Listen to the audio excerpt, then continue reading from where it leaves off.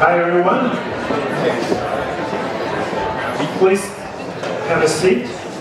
We're going to start in about 2 minutes. And while you taking a seat, please scan a QR code and take a 1-minute survey. There's only 12 questions, and we use your responses for our quarterly report, Voice of the Market report. And that will definitely help us to get the right understanding of the business operations and the mood in the market. Please scan the QR code and we're about to start.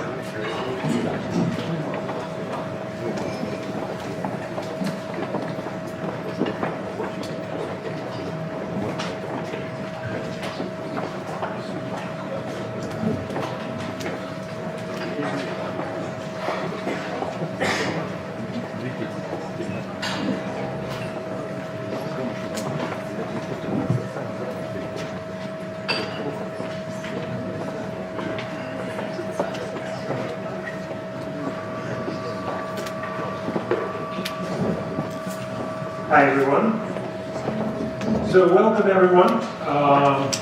This is our first quarterly event this year, and we're happy to see people in the room. Actually, it wasn't easy to bring people back to our conference, and it's not only our problem. There's a lot of people who left Ukraine for this winter, and as you've seen, this winter was quite a challenging one. I think this is the most challenging winter Ukraine has ever had. So, and thank you for being here. It means you are here. Business is working. We'll continue our mission. So, before we start, I would like to pay special tribute to the memory of our fallen soldiers, and I would like you to stand up for a minute of silence.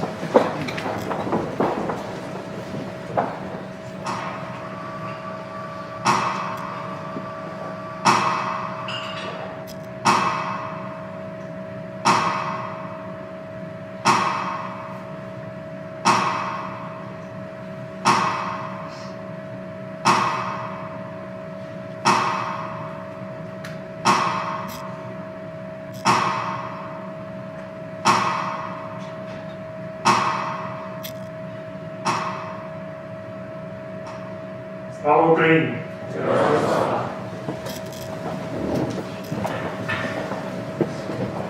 So before we start,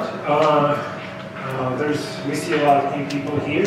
So small introduction. I'm Andrew Prima, founder of UBN Group, which is Ukraine Business News and Ukraine Business Network. And this is my business partner, Mark Motnami, co-founder of Ukraine Business Network.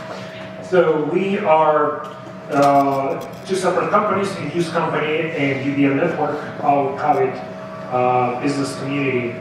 And we are actually have been on the market already over 2 years. Today is what, our 10th? 10th event. 10th event at Parkway. And we're happy to see our communities grow. Over the last 2 years, we have over 2,000 people attending our events, and those are big companies, business owners, CEO of large corporations, IFIs, embassies, 32 embassies actually reading our news and reading our reports. A few words about the UBN Network. We are membership structured organization. So our members receive morning daily digest, news, 20 economic reports, and 20 economic reports consist of 12 monthly reports, 4 quarterly reports, and 4 benchmarking surveys. Among our clients, European Commission, 32 embassies, business owners, government organizations, and many others. So you can always subscribe to the morning news, you can always purchase news and reports, or become UBN Network member. So after the event, we will subscribe you to the free version. You'll receive news on Monday. If you like the news and daily updates, you are always welcome to upgrade to daily news Monday through Friday.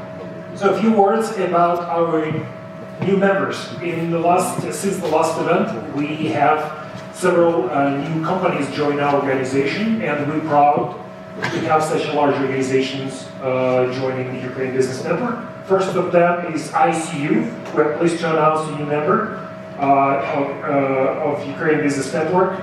Investment Capital Ukraine, which is an independent asset management and investment advisory firm specializing in private equity, venture capital, high-yield corporate debt, distressed debt, restructuring, and other special situations across a number of emerging markets.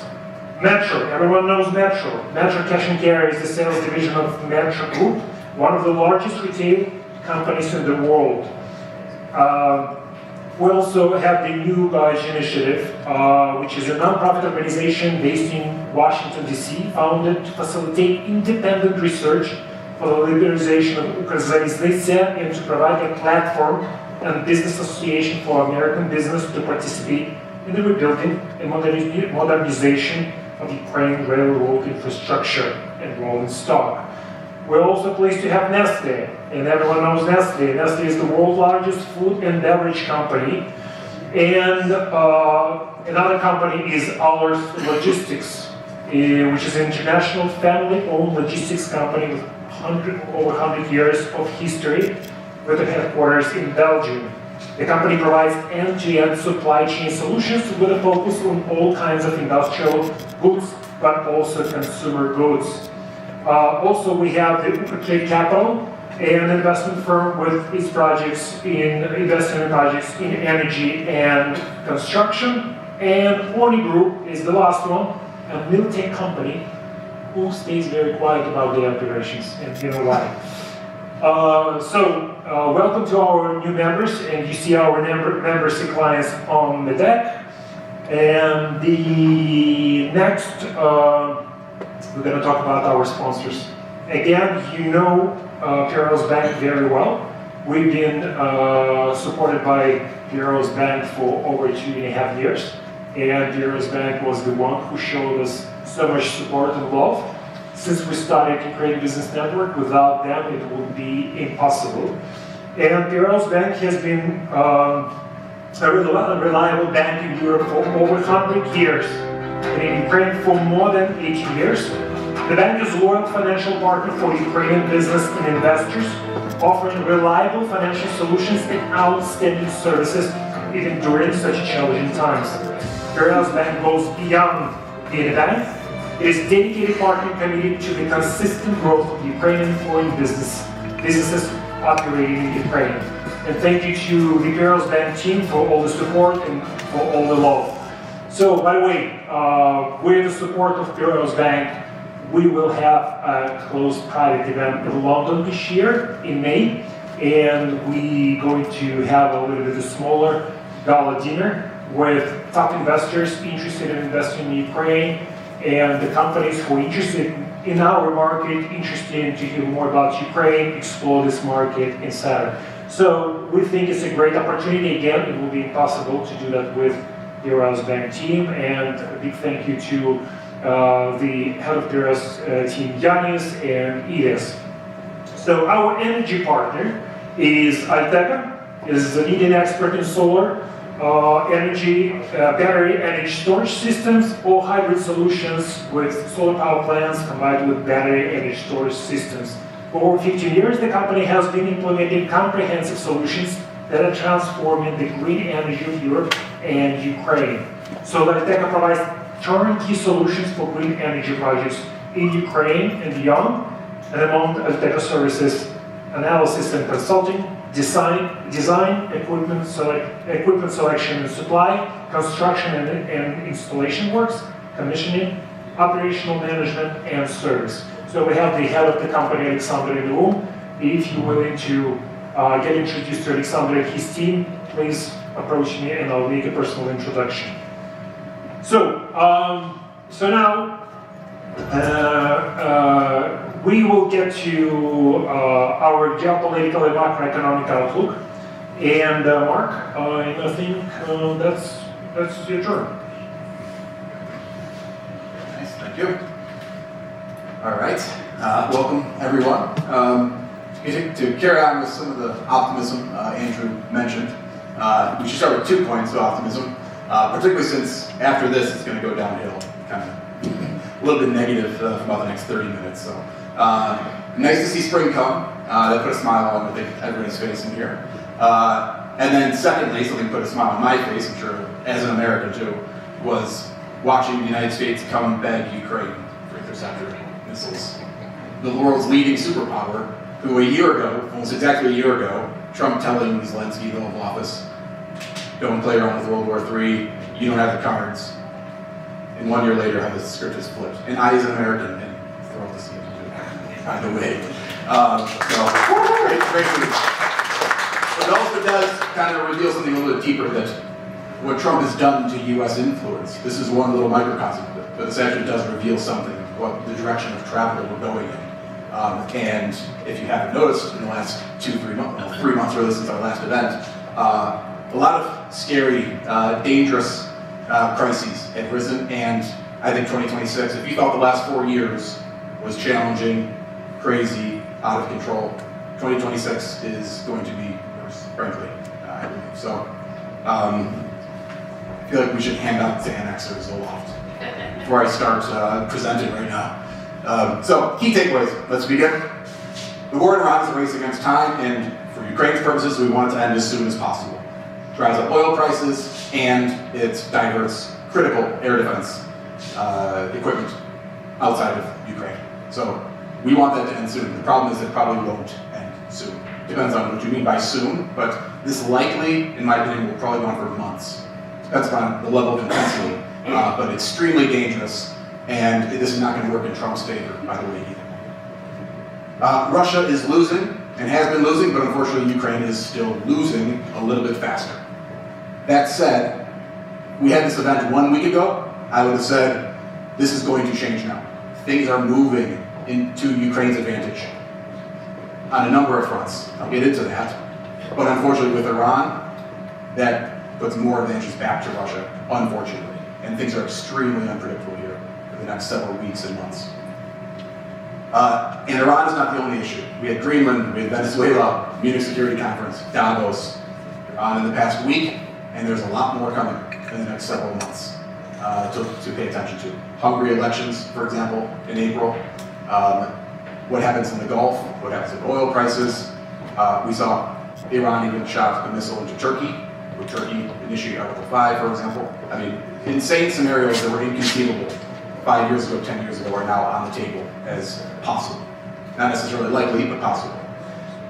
And business moods, unfortunately. We'll hear from the business panel, from the executives' mouths themselves, but we have heard repeatedly since the start of this year that this is truly the worst period. I mean, there's no reason to lie about it. This is the worst period for business sentiment and investor sentiment since February 2022, since the full-scale invasion. So, what's the latest? As mentioned, it's been a busy year. Trump has initiated a lot of chaos. This is Trump unrestrained.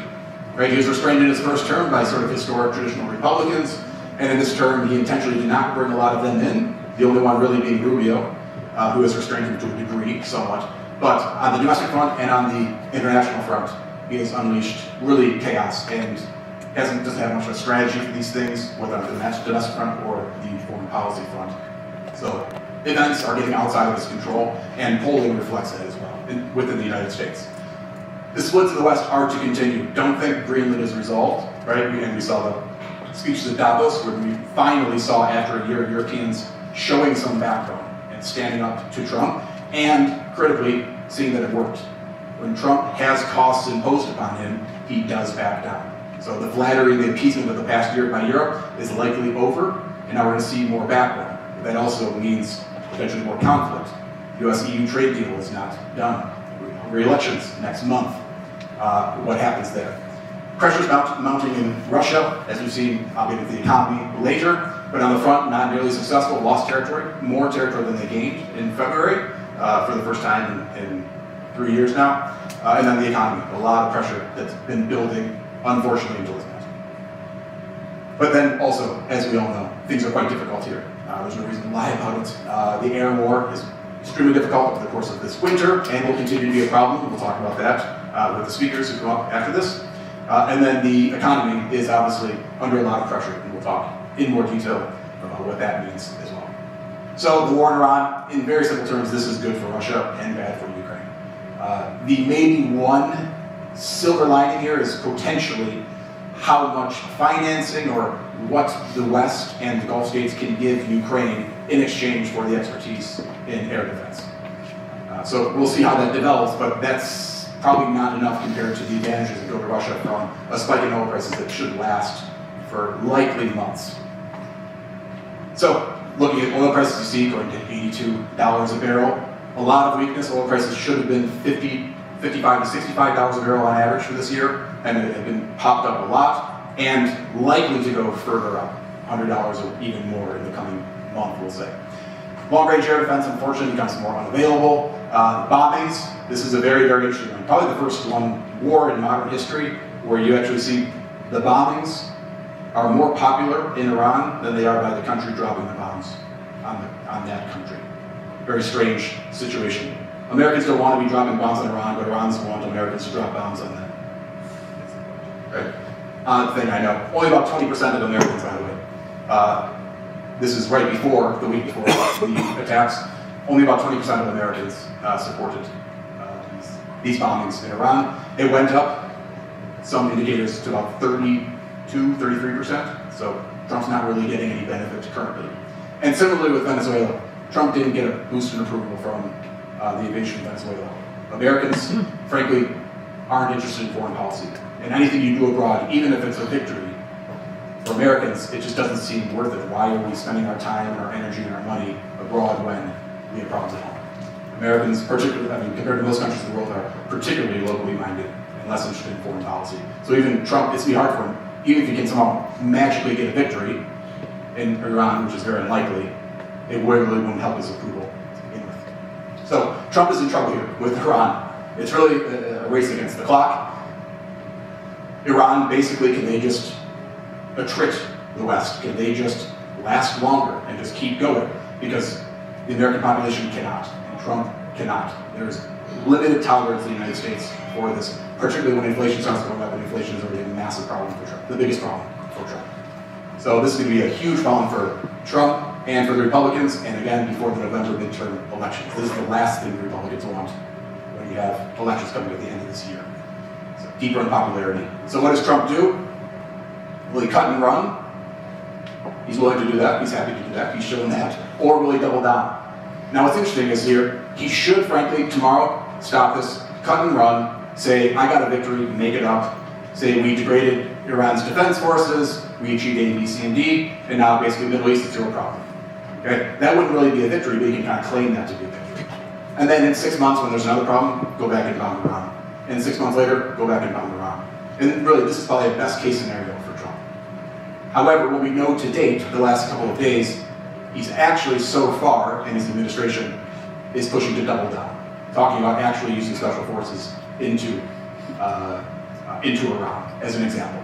So he's staying the course. They've said now that this war could last. They won't call it war. It's conveniently a special combat operation. Sounds very familiar to this group here. They've said that this will likely go to September. That's the U.S. military admitting that themselves. And by the way, the impact here means you should see 6 months of quite high oil prices, unfortunately, as a result. So we'll see how it goes, but at the end of the day, we could do 3 hours on Iran. We could also just summarize with what was said 2,500 years ago, and this is exactly the case. no one ever had the doubt that the US, supported by Israel, had extraordinary defense capabilities, and they have demonstrated that over the last week, and they'll continue to demonstrate that going forward. But these are tactics, and as the famous quote by Sun Tzu, tactics without strategy is simply the noise before the defeat. So this is going to get bad for Trump in the United States before it gets better. We'll see how Trump continues to respond. War is also highly contingent, but there's more negative events that would turn this to the downside than there are potential positive events that could move this to the upside for Trump. Now, why do we care? We're talking about Trump this whole time, right? The whole point is the less approval that he has, the more ability of the Republicans in the United States, because you have bipartisan support for supporting Ukraine, to then potentially support Ukraine this year in a stronger fashion, stronger sanctions, for example.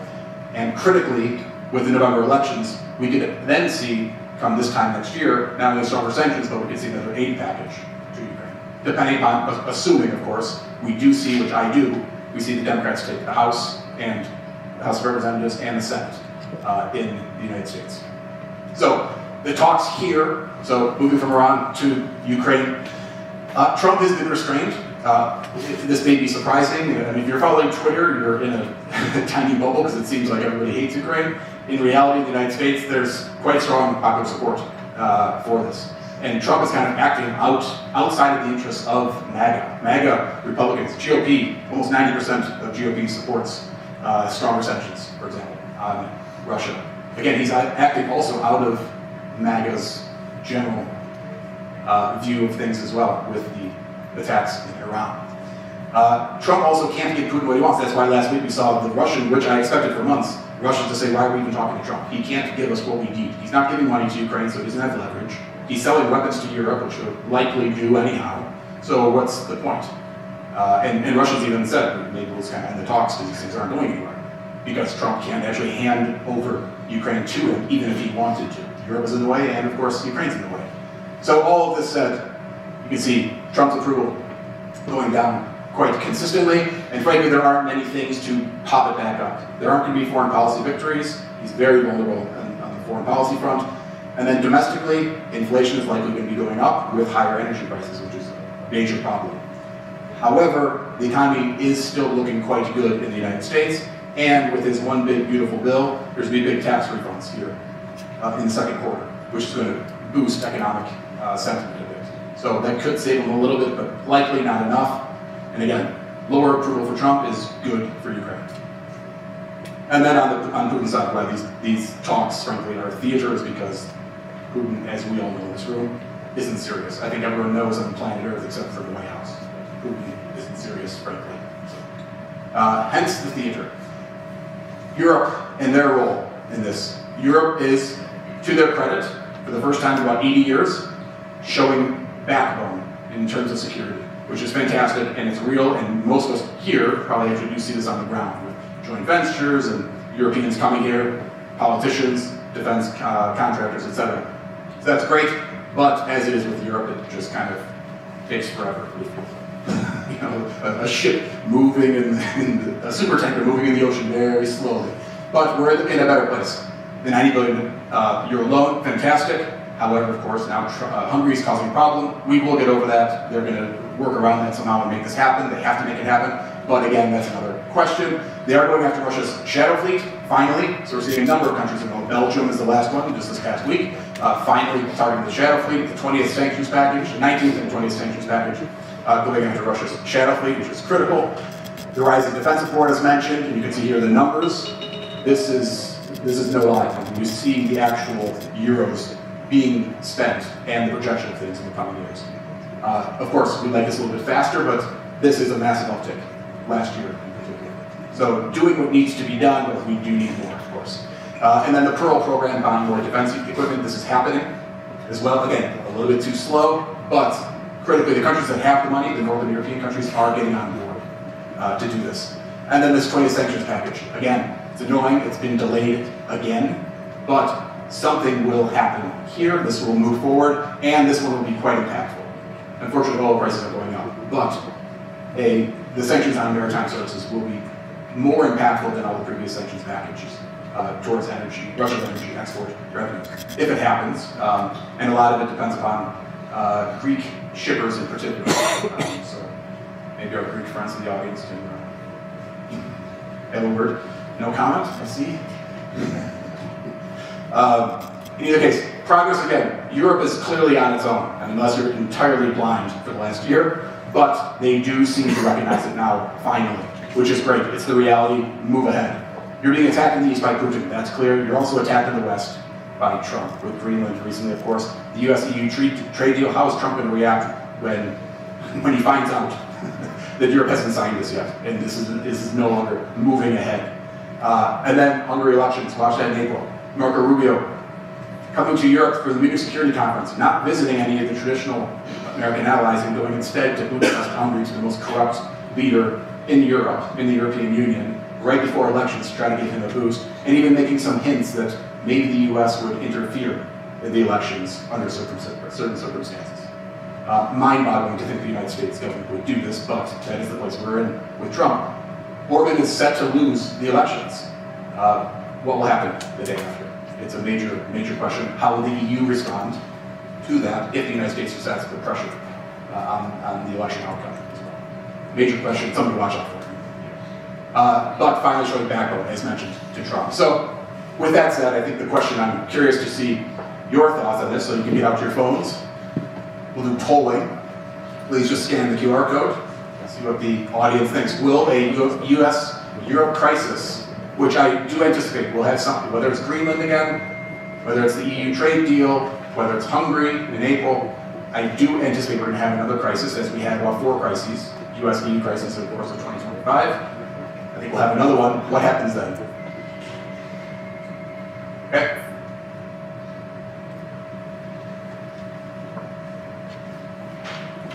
I'm interested.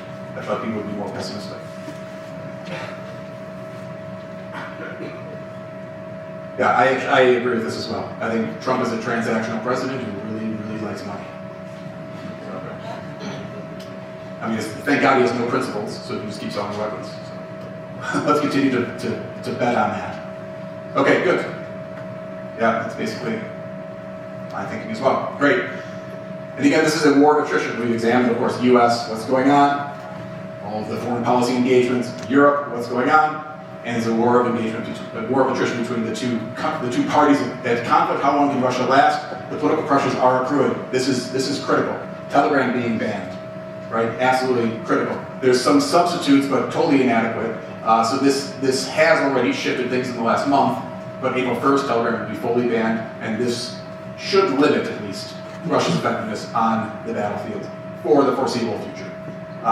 GDP also, after stagnating for nearly 2 years, the economy finally actually declined in January. And that's with energy prices, of course, energy prices being down, energy export revenues being cut in half in January, so that helped out a lot, of course. But then you have the budget deficit worsening dramatically. These are some of the worst performances for the budget that Russia's had in the last 20 years.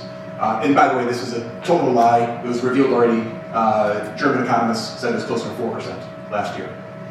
This year is following the Russian budget for 20 years every year, this is the most fairy tale Russian budget I've ever looked at in terms of revenue, in terms of expenditures. They're going to have an extreme deficit this year. However, oil prices, of course, now could change things for them a bit. It won't dig them out of the hole, but it'll soften the blow for them. Civilian economy contraction, 21 of 28 economic sectors. The only 7 sectors are all related to the military, manufacturing for the military. It actually stayed with some growth in 2025, but that's also kind of pointless because you create something, you send it to the front, and it blows up. So there aren't second and third order effects that actually improve the economy in any way. And then central bank maintains very high interest rates. Since we're rooting for Ukraine, what we actually want to see is political interference, and we want Putin to force them to cut interest rates by 2% next month, by 2% the next month, and drive up inflation. It would be fantastic if they were stupid enough to do this. Unfortunately, they're not. They have, for as politically inept as the Kremlin is, they have extraordinarily capable technocrats in the Ministry of Finance and in the central bank, unfortunately. And so that's what's actually gotten them to this war to date. So they won't lower interest rates, most likely, but watch that. If they do, it shows political interference, from Putin, and that he's panicking, and then you can see macroeconomic instability results. Deposits would collapse immediately if Russians start to see the interest rate is going down dramatically. And then manpower. Critical point, the last 3 months, we finally saw for the first time in the war, Russia's recruitment actually lower than its losses, and by significant amounts. You can't really maintain these offensives since they're so manpower heavy now. You can't maintain these offensives going forward in the coming months if they're actually having less soldiers than they did. Plus the quality of recruitment. The age has gone up quite dramatically. So that, in my opinion, I think that also is related to the ban on Telegram, which is why mobilization could be coming. I don't want to say that too confidently, but that's something to be watching out for. Are they forced to get mobilization? They're recruiting now 60-year-old drunks who are totally ineffective on the battlefield. They needed mobilization so they get a 30-year-old who can at least run. And so they're in a really, really bad position. That being said, again, one of the many reasons, I'll go into more reasons later, many reasons why 2026 is going to be a very interesting year, I say euphemistically. Putin is seeing, the Kremlin is seeing that they are not winning the conventional war, right? So he needs to do something. And this is where we're going to see, I think, more reckless behavior by Putin. We already saw this, particularly last year, the hybrid attacks, the attacks in Europe, the drones, railway infrastructure in Poland, a number of incidents all over Europe. I think that's going to escalate this year as it gets more frustrating. As we got through this winter and the destruction of energy infrastructure didn't make us collapse. As on the battlefield, he's no longer really even winning at the front. He's going to get more and more frustrated. And I mean, if you think about his mindset, he's in an information bubble, right? He believes Europe is weak. And think about the similarities here. Information bubble, getting very bad information that he's actually getting, believing Europe is weak and divided, can make him very dangerous and do something very reckless. And I think about, what was he thinking in February 2022? Ukraine is weak and divided. He misread what Ukraine actually is. Right? He was in an information bubble, fed very bad information. Could he do something really, really stupid with Europe this year? I didn't think that was a concern, say, 2 years ago. I think for 2026, something to watch. One of these sabotage operations, you take on a civilian plane, something. But now some of these things are on the table. So would he test in some way, mobilization to watch out for? So all these points are things to be paying attention to here in the coming months and the rest of this year. On the flip side, Ukraine, again, very, very difficult. Of course, the economy is slowing. There are no new growth drivers. And that's really been the case for about the last 9 months. And it's unfortunate to say, but most companies that we talk to don't see really any strong growth opportunities for this year. They feel that they can maintain their business, but things are generally stagnating. Okay? We're not seeing anybody leaving. We're not seeing corporate headquarters outside the country giving up. But at the same time, we're just maintaining the business, which of course is a frustrating place to be in. The financing, yes, we have budgetary problems. Again, we'll get around that, but these are considerable amounts of money that are needed. We should have it, we'll be good, but this is really only through the end of next year. Okay? So now, unfortunately, with Russia getting a nice little budget splurge from higher oil prices, it allows Russia to sort of last longer than we were hoping.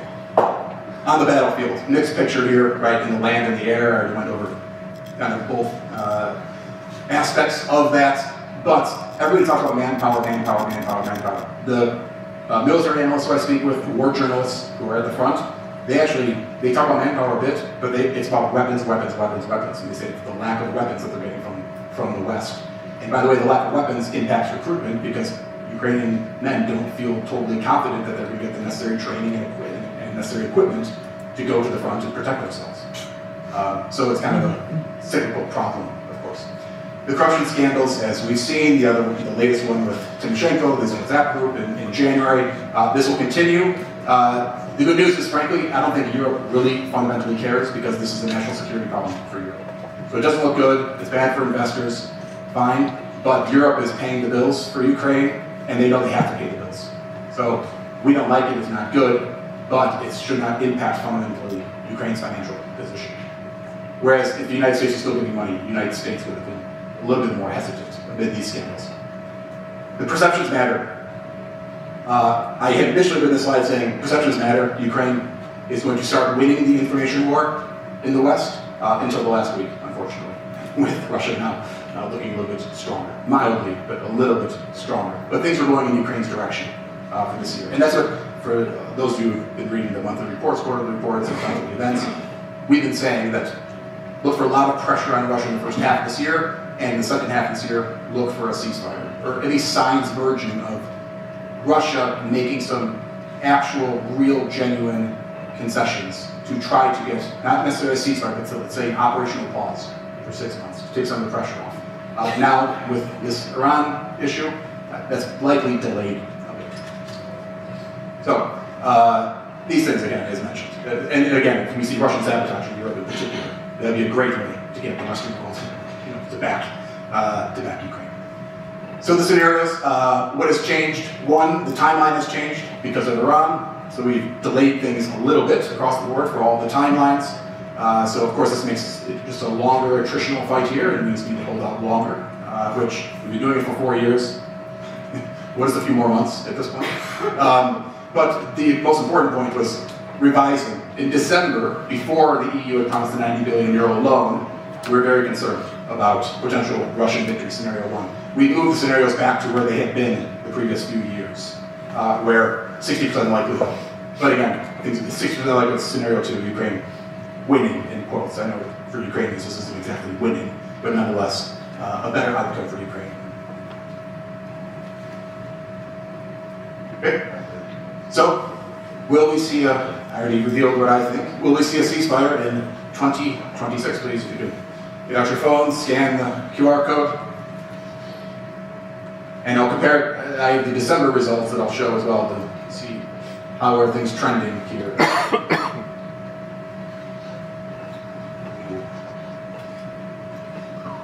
What happened? Guys, it's spring, we should be happy, optimistic. Anybody want to explain the negativity? I mean, there's a lot of reasons. Anyone want to name one? I'll show you the results from December if anybody remembers. You'll be surprised. Okay. Oh, it picked up a bit. Yeah, so in December, majority of people, minor majority, but over half of people thought we'd have a ceasefire this year. Anybody, why? Negative? Why no? Drop, please. You can just yell it out. Sorry, I'll just yell out. Yeah, the visuals have been in place since October. We came up with a false deadline, so we know there's no real progress. Yeah. Can you take the microphone, please?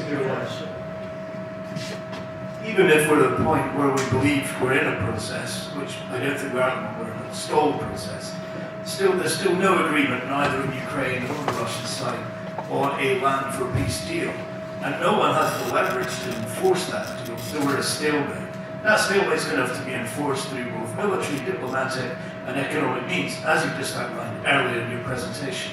Consequently, it doesn't look like any political, diplomatic appetite, economic ability, or political force to make a change before we go through another winter.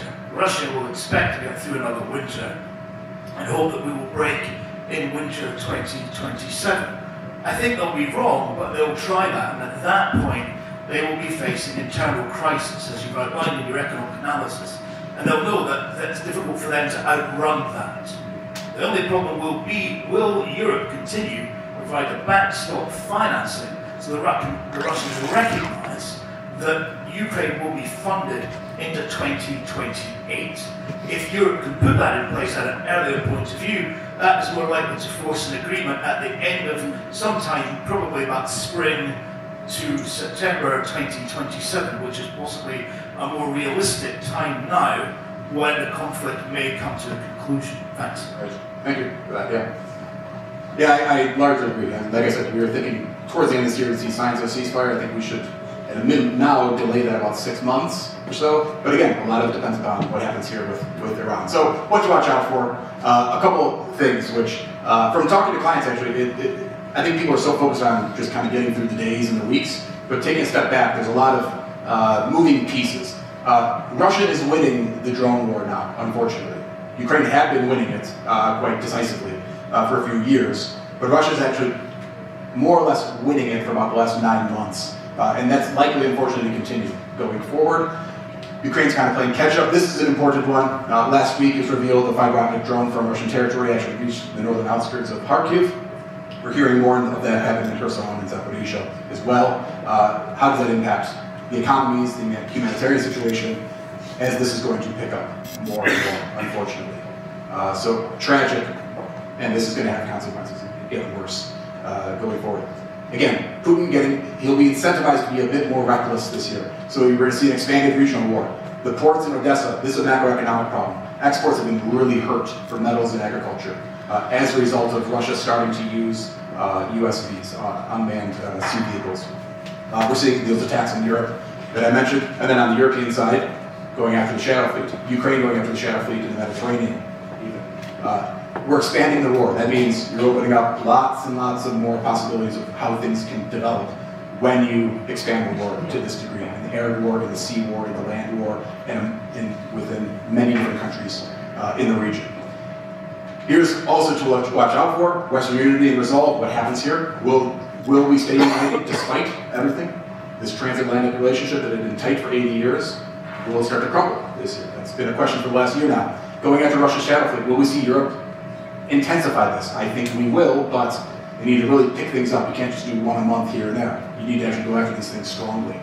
Also, why not more offensive hybrid war? And we're seeing European politicians calling for this.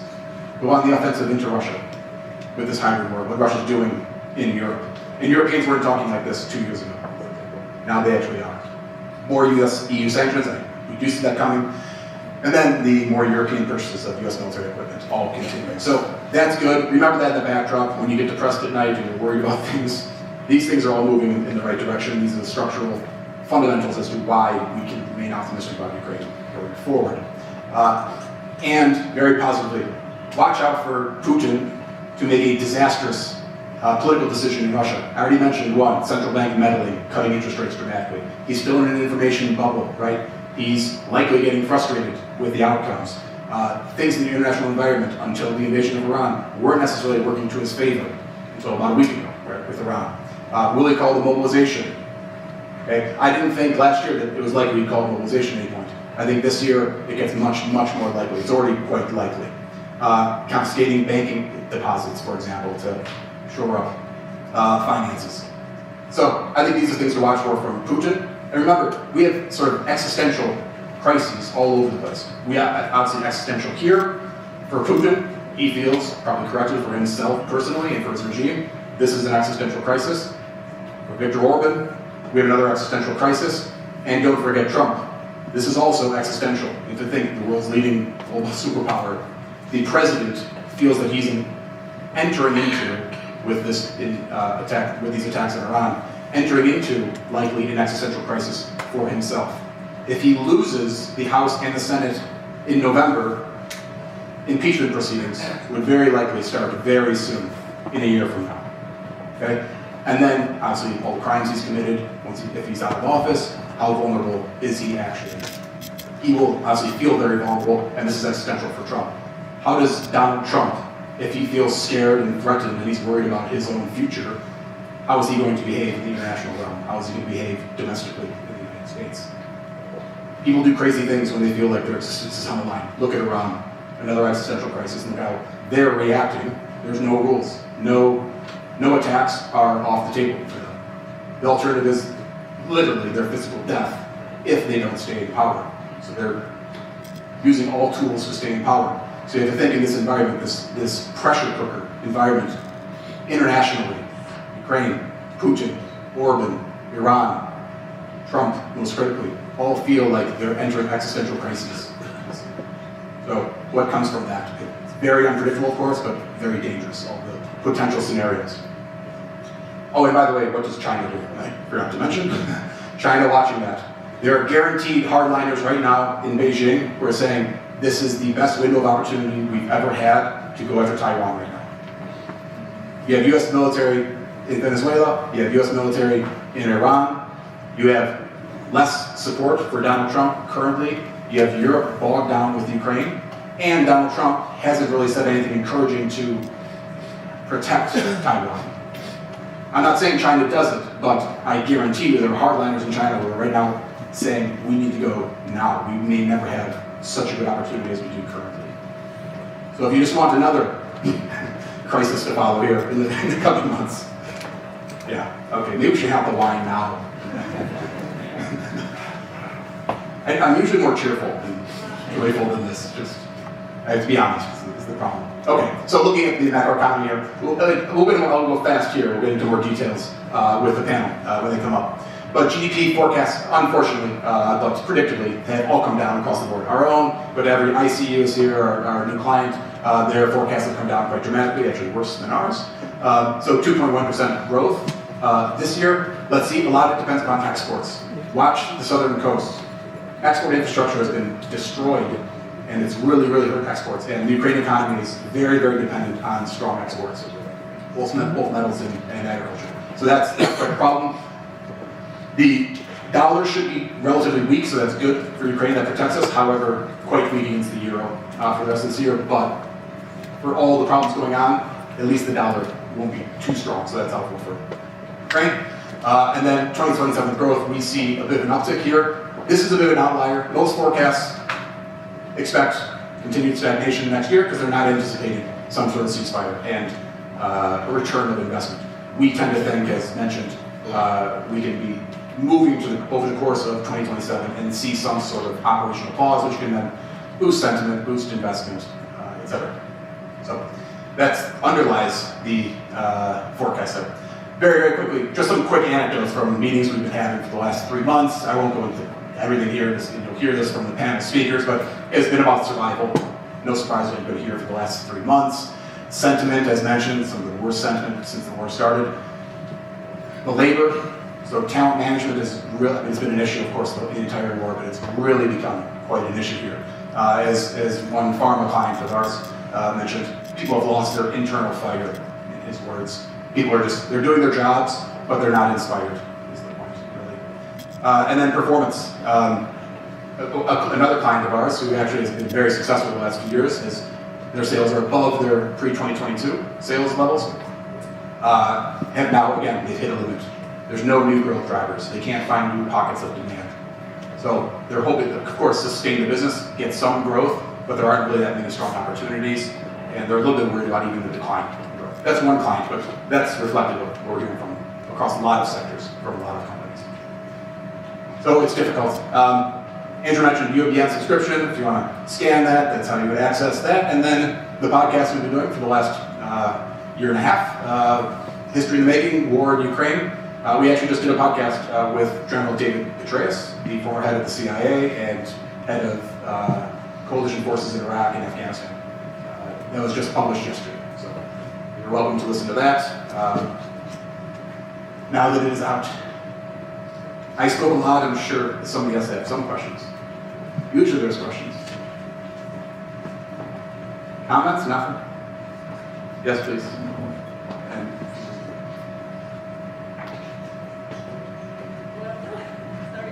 And please introduce yourself.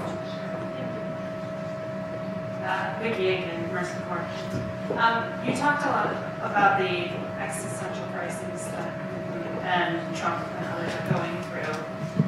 Do you see any potential guardrails against whatever they may do through that crisis? Well, so it depends on who. Mainly Trump and Putin. Mainly Trump and Putin. So Putin, no, not really. The only guardrails would really be Xi Jinping, if he decides to get involved, but Xi Jinping for 4 years has not done really anything to restrain Trump. He's happy to sit back and watch. To restrain Putin. And then Trump, guardrails, of course, it's the Republican Party, you would hope. But they haven't done too much. They had a year. If they wanted to stop him and oppose him, they would have done it. But that's why I kept on showing the approval ratings, because the key guardrail would be Congress, right? Republican-led Congress and the Senate. That's why I showed the approval ratings, because this gives the opportunity, if they're going to the elections, to defect from Trump to save their own political careers. And so they could go against him and oppose him on things that he's becoming increasingly unpopular. So that's why I think the polling is quite critical, because these guys are going to want to save their butts before November. And if Trump helps them get reelected, which he has over the last several election cycles, then they'll go with him. If not, then they have to act in their own interest. So, but unfortunately, that's not the only guardrail really that we should see. Is there another question? I thought I saw another. You almost did. Yeah. Okay. Great. All right. And with that, great. Andre, yes, please. Question behind you. Thank you very much for, I think was not a foreign policy expert. Thank you very much for a brilliant geopolitical analysis. As usual, I think about the future. So, what is the probability of the next, let's say, new conflict? You were speaking about Taiwan, but I think Korea may be potentially new place for escalation, or Belarus-Ukrainian border. How you personally evaluate this probability? Thank you very much. Yeah, I think those two are quite unlikely. I think Belarus is more of a bluff because Putin can't really overextend and do much there. Plus, Belarusian people don't want to be involved. Lukashenko maybe would for his own political purposes, but so I don't think that's particularly worrisome. And then also Korean Peninsula, I think that's a long-term massive problem. But I think in this year, I don't think China wants any of that problem. But that's why I mentioned, I think not Korea or Belarus, I think Taiwan would be the thing to watch this year. I wouldn't say that's a 50% likelihood or higher. But I think for this year, for Taiwan, I would have said that is about a 10% chance of China doing something very aggressive. Okay? Let's say an economic blockade or even some military engagement. I think that number has now gone up significantly. Not to 50%, but this is a clear opportunity for Beijing at the moment. So I'll say that's the one to watch here. Sure. Okay, good. Thank you very much for your time. I will now bring up our client from Helix, George Janjalia. So George is the Senior Country Security Manager at Helix International. So a round of applause for George.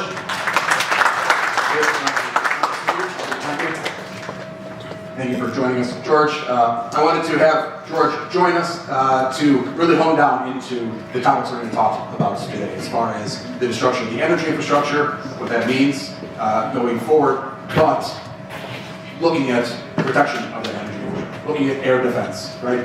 And then critically looking at how companies, right, can implement risk assessment strategies. And what companies are doing the last 3 months as far as risk assessment strategy. So George, very briefly, his background, he's from Georgia originally, and he also studied, interestingly, at West Point in the United States at the US Military Academy, then served in the Georgian Defense Forces, and then he's been here in Ukraine for 4 years. Yeah, 4 years, okay, wow, yeah, so since the invasion. Leading Helix International's business here, and Helix International, I'll let you introduce Helix International. Helix has been a client of ours now for the past year and is strongly devoted to the Ukrainian market. So, George, I'll let you introduce yourself further if you'd like, but also Helix.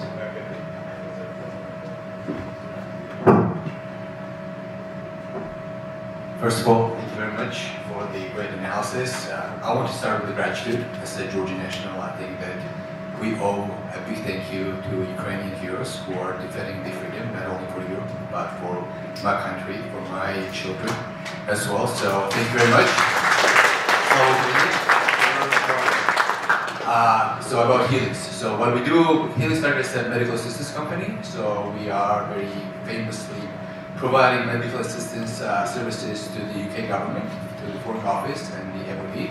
And then in 2015 we established a security department, and we do all the security risk management suite, starting from the technical cooperation with ground support all the way to creating security programs for the organizations. So this is us in a nutshell. Great. Thank you for that. So, as mentioned, we're kind of moving thematically here. I gave a geopolitical outlook from sort of 30,000 feet, and then moving into specifically air defense here. That's been the story, of course, for, well, throughout the war, but particularly the last 3 months. And we're noticing, of course, that the air war has become more problematic than the land war itself. So I want to start there. First question to you, George, is basically what are we behind the war in your expectations? Sorry, the air war in your expectations. 100%. First of all, I'll start with pessimistic stuff, but I'm a little more positive than you are in the analysis. First of all, yeah, what Ukraine has shown us is that the drone warfare is the air attrition. So if you look at the numbers, the car infrastructure has sustained $20 billion of damage, other parts of infrastructure, $200 billion of damage. In total, I think it is, they're talking about 600 damage, and only in these few months we've seen each day we are being attacked with 500 drones plus 18 days per month, and all of that has created huge problems. Russians have a mono brand, while we have a lot of brands. They have mono brand, they're developing it, and we will be seeing more such attacks. But again, there's some good news to all that as well. And one of the good news is what you just mentioned about U.S. and Gulf states asking for those drones, which, in my opinion, will be shifting the economics. Right now, what we're seeing is that what Zelensky said that we've used, or the West has used about 800 million. That's more than Ukraine has received, and they're using it.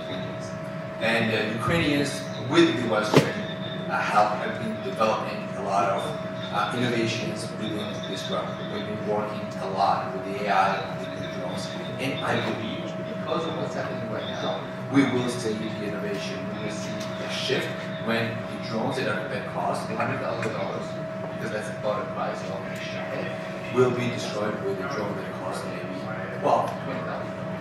I see that this winter was the breaking point. I'm going to use your quote. You said that at some point there will be a breaking point. I think that's a breaking point. We have to see because this winter Ukraine has proved that there's nothing in this world that can stop us. And that momentum, especially with the Western interest and what the US is saying, we've seen people, the greatest minds put together what they know, how they develop something as incredible, as dangerous as they did wrong, but at the same time something that will shift the momentum. So I believe that we are at this moment, and with this world that we're at, with the interest of the US being involving Ukrainians, we will see the technology, and if that shift happens, then we will see a completely different fight, and that's what we start with. Yeah, I mentioned that silver lining. What I really like is that the Gulf states need this badly, and the Gulf states have a lot of money, and they don't care politically. So they're happy to give Ukraine plenty of money. So I think we're going to have the right partners for the defense here. I believe in that because otherwise, we have seen for during all these 4 years, we've seen all the stuff. We are resilient, we're not giving up, but at this moment, we see that there's a huge interest. We see that it's not sustainable. You see a few $1 million worth of weapons or anti-weapons against weapons that cost a few $100,000. That's economically not sustainable, no matter how much we do that. And I think that we are in shift, and we will see this development, more testing, more financing will show that these weapons are more capable. And with the AI, I think that we will get there. I honestly believe. Yeah. It'll be critical for next winter. We already had a look ahead. So, okay, now getting into more your business and your client base and how you're helping companies here. In terms of the actual risk assessment, so what executives actually have to think about how they plan and strategize. What are the primary risks? The first question, and secondly, what should they be focused on that they're not focused on? Let me take you through the process how things happen, because I don't want people to be confused. In some sense, people think that people like me come to an organization, we do a study, we look at stuff, and then we come with some brilliant assessment, and then it's an answer to all the questions. In reality, that's not the case. When we come to the organizations, we bring the stakeholders, and we together assess. There's a list of security risks that we go through, and I'm not going to go to technicalities, but we come up with scores. And then within those scores, we use an understanding of George, can you hold your microphone close to your mouth? Thanks. Can you hear me now? Yes. Oh, yeah. So, sorry. So, and at that point, what we are doing is that we are getting to a point when we do the scores, and using those scores, we create the plans.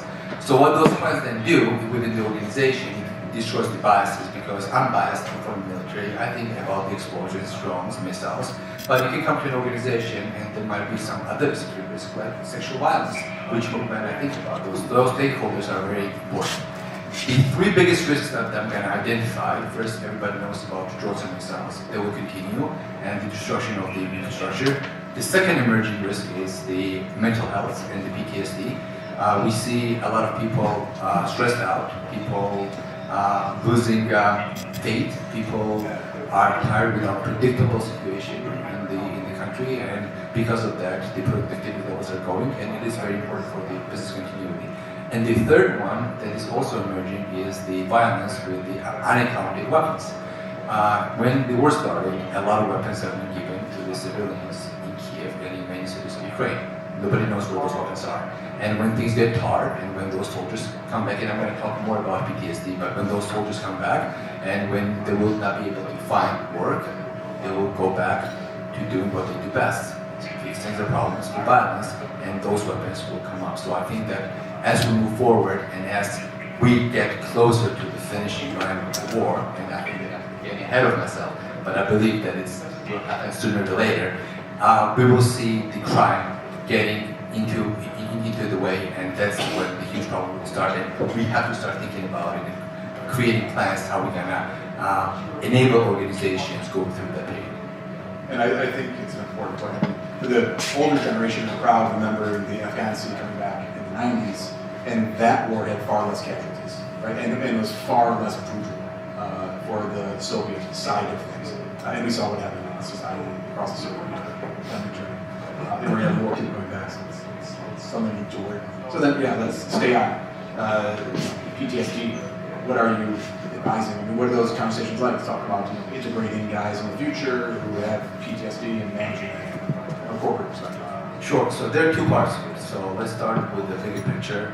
The PTSD in the Ukrainian society as well. So World Health Organization in 2025, if I'm correct, said that about 9.6 million people have PTSD. If we talk about the numbers, there's the people that are on the controlled territory of Ukraine is about 1 in every 4 person that is a victim of PTSD.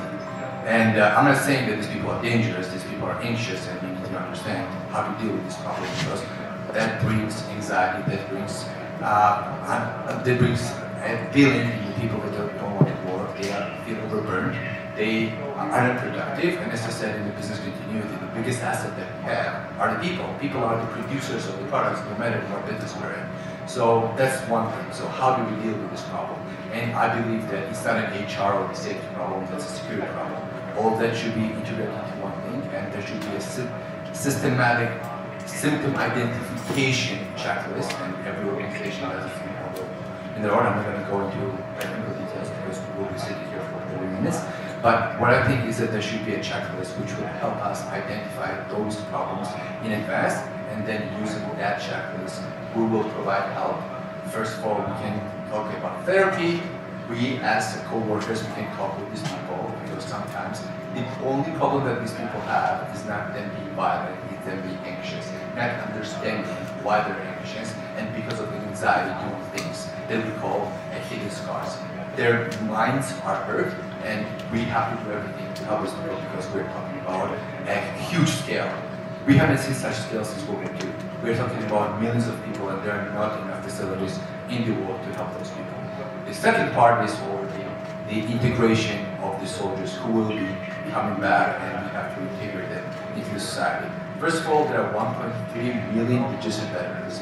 These are the people who have to come back, and these people have to be reintegrated into society. They have to relearn how to live a normal life.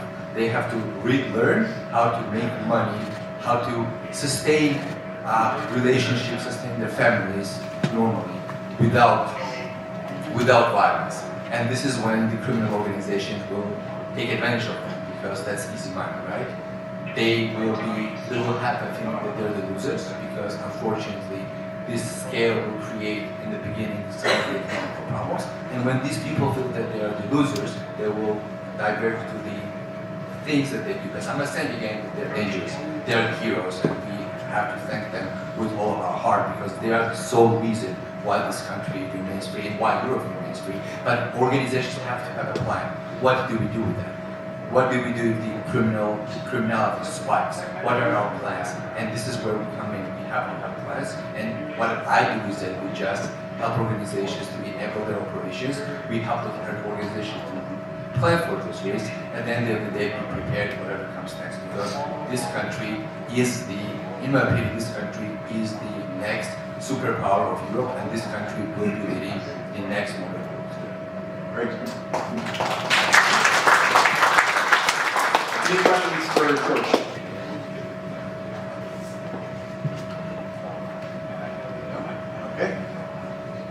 All right, then with that, George, thank you very much for your time. Very much appreciate that.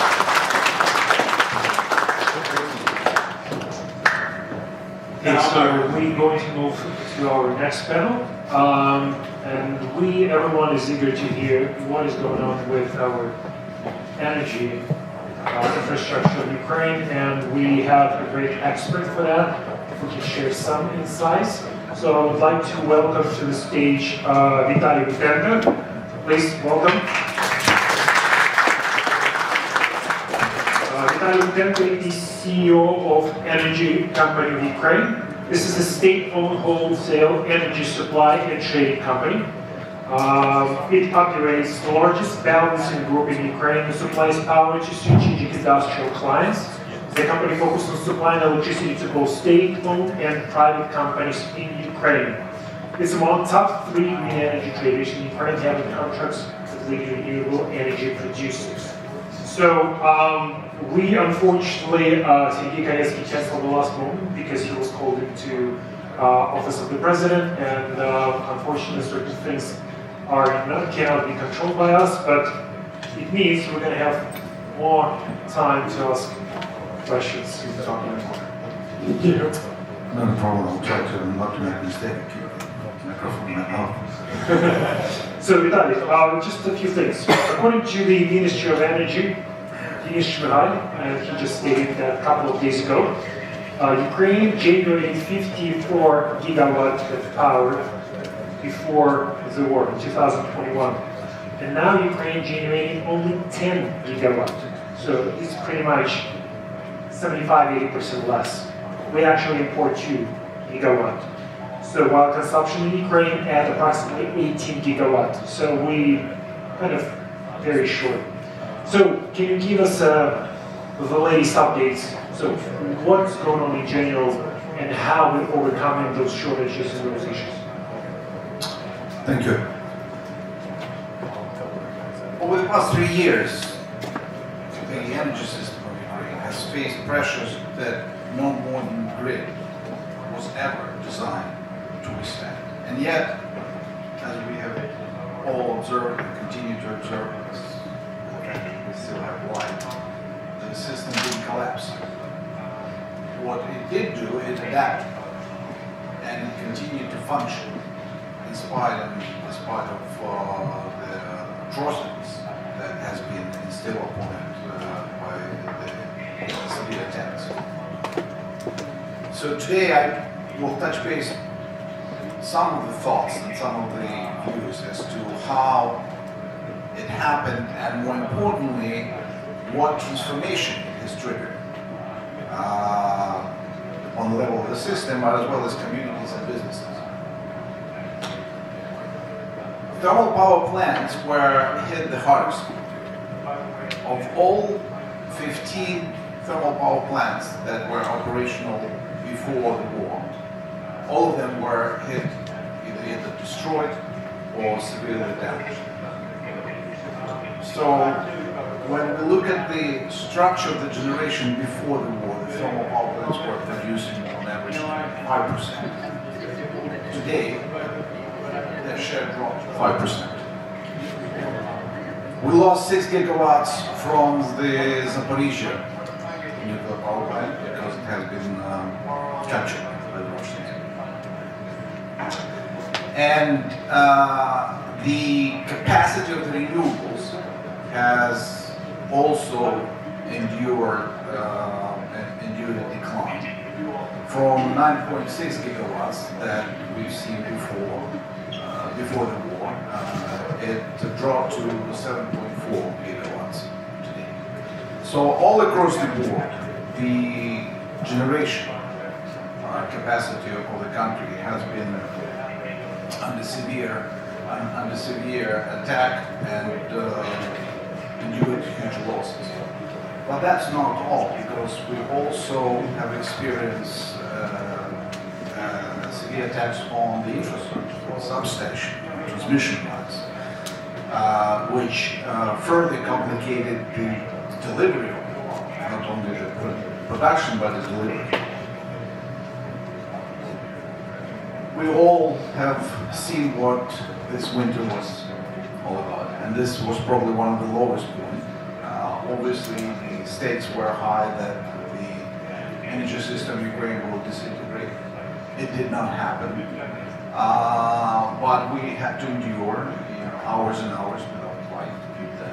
Had to find some ways to address this issue.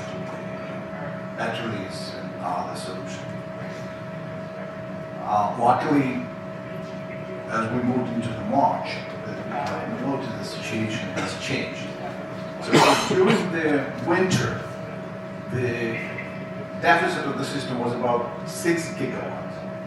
So during the first week of March, it dropped to 1 gigawatt. The reason being, obviously, the temperature went up, more solar came online, and the demand for power is significantly reduced.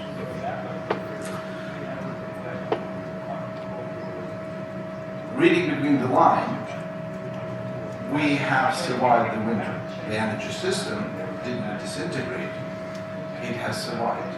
People survived. Businesses survived. It's still operational. However, we're moving into the summer. No one can predict the severity of the attacks, but we understand as part of the cycle, the number of nuclear units will go on the maintenance period, so the pressure will be still on, partially compensated by the increased solar and renewables. There is an input component that helped. It was the energy community has increased the cross-border capacity to about almost 2.5 gigawatts. It covered about 30% of the demand.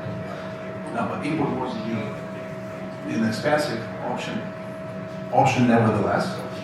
It didn't impact the prices for the retail, for the households, but it did have quite a substantial impact on the prices for the commercial consumers.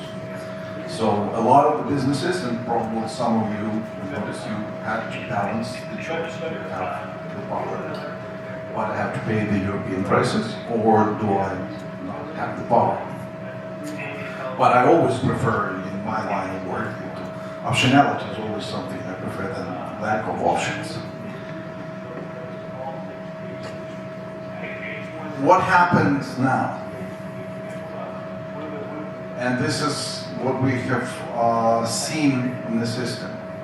The energy system, while originally built as a centralized structure and worked fine during peacetime, seemed to be has demonstrated the vulnerability because it's an easy target. So the government has adopted the strategy and the move to the distributed generation, where you have a lot of small players who can install their own small size generation units, gas-powered gas, etc., etc. Therefore, creating the resilience more like a swarm rather than one centralized generation. In itself, it moves the whole structure of the Ukrainian energy system in a different paradigm. It doesn't mean that we will have to give up the larger generation. Thermal power plants are obviously they're still a backbone. But as long as the war continues, they remain the points of vulnerability.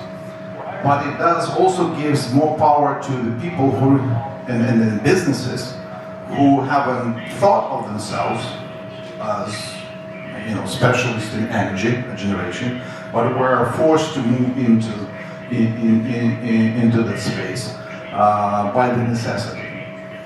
And here's an interesting, from the business point of view, from our business point of view, we have been mandated by the National Security Council to build the platform, National Operator Distributed Generation, to aid, assist, and support the rapid deployment of distributed generation assets. Because while physically you may, either through help from donors or yourself as an investor, put the unit, but you're not gonna know anything about trading. And the market's very volatile, very complex, and there's a lot of different markets. And that's the part where our platform, or the distributed generation platform, it basically aggregates those assets and operates them as a virtual power plant. Therefore, empowering each smaller player, 1.5 megawatt, 2 megawatt, doesn't matter, as little as half a megawatt, through the aggregation, to compete in the market on the same level playing field as if you were the large player. Because through the aggregation, we allow them to participate in the day-ahead market, intraday market, balancing market, auxiliary service, etc. So that paradigm shift basically turned from the need to ensure the security of supply to the new business opportunity. And that's the missing piece that we have brought to the market, primarily driven by the need on the level of the communities and the cities, because they were the main recipients of the donor help, but also to the commercial investors, thereby ensuring that cash flow, that there is a financial model, there is a business model that allows them not only to secure the supply for their own needs, but also build the business around that. Small, nevertheless, but still profitable. So then it totally turns the table from the point of view of assessing the risks and investing in the distributed generation. And obviously, investing in one large thermal power plant versus many smaller ones, it's a risk distribution. So that's the direction. So what's happening at the end, what we're seeing, that the energy system not only has demonstrated its resilience, but what is happening is re-architecturing of the entire framework, how the energy system in Ukraine will be operating going forward, and giving the power to the smaller, more maybe unintended players in the energy sector, but creating that space that going forward can become a win-win proposition. The estimate that has been put forward for the investments required to rebuild the energy system in Ukraine, although I believe it's like a moving target until the war is over. But I think the estimate from the energy community, UBN, was about 90 billion. 70 billion of which will have to go to rebuilding the generation, and the remainder going from the heating, etc., etc. So there will be a lot of money coming in, and a good chunk of that will be going into the distributed generation assets, into the storage, which is required, all those opportunities, and through the mechanism of aggregation. So you don't have to be a savvy trader, you don't have to build this separate trading arm of your business to know how to make money on the power markets in Ukraine or across the border. But you can still find your place there, and that will be complementary to whatever the main business you're doing, particularly if it's energy intensive. So that's the shift. I remain cautiously optimistic because, as the winter showed, and as the previous speaker mentioned, we have survived the resilience. But it wasn't just a pure survival; it's a paradigm shift, and that's what the most exciting part is. Anything can be exciting under these circumstances, but nevertheless, whether you're in agribusiness, where you're manufacturing business, retail business, etc., now you can have that arm which gives you the independence in terms of the power supply, but also there's also a solid business model. Yeah, one question. So we speak with many investors who are interested in the Ukrainian market and specifically are interested in building energy production facilities. And one of the questions, for example, Alteca Group and I, we've been speaking with several investors and they keep on asking the same question. It's like, we understand your market. There is some political risk, there's a war risk. However, we're interested to understand if we build a new capacity, at some point, the Ukrainian market is going to be extremely oversupplied with the energy. So they wanted to make sure that there is enough time until that happens. They want to make sure that the next, 4 or 5 years, there is going to be high demand on electricity production from the private sector. So what do you think? The question is, what do you think, how many years Ukraine will need in optimistic scenario to rebuild the needed energy production capacity? It's a very open-ended question, and you can get me going for hours if I start splitting it into pieces. But look, the 10 years is the estimate of the World Bank, UN, etc., as to what they think will be required.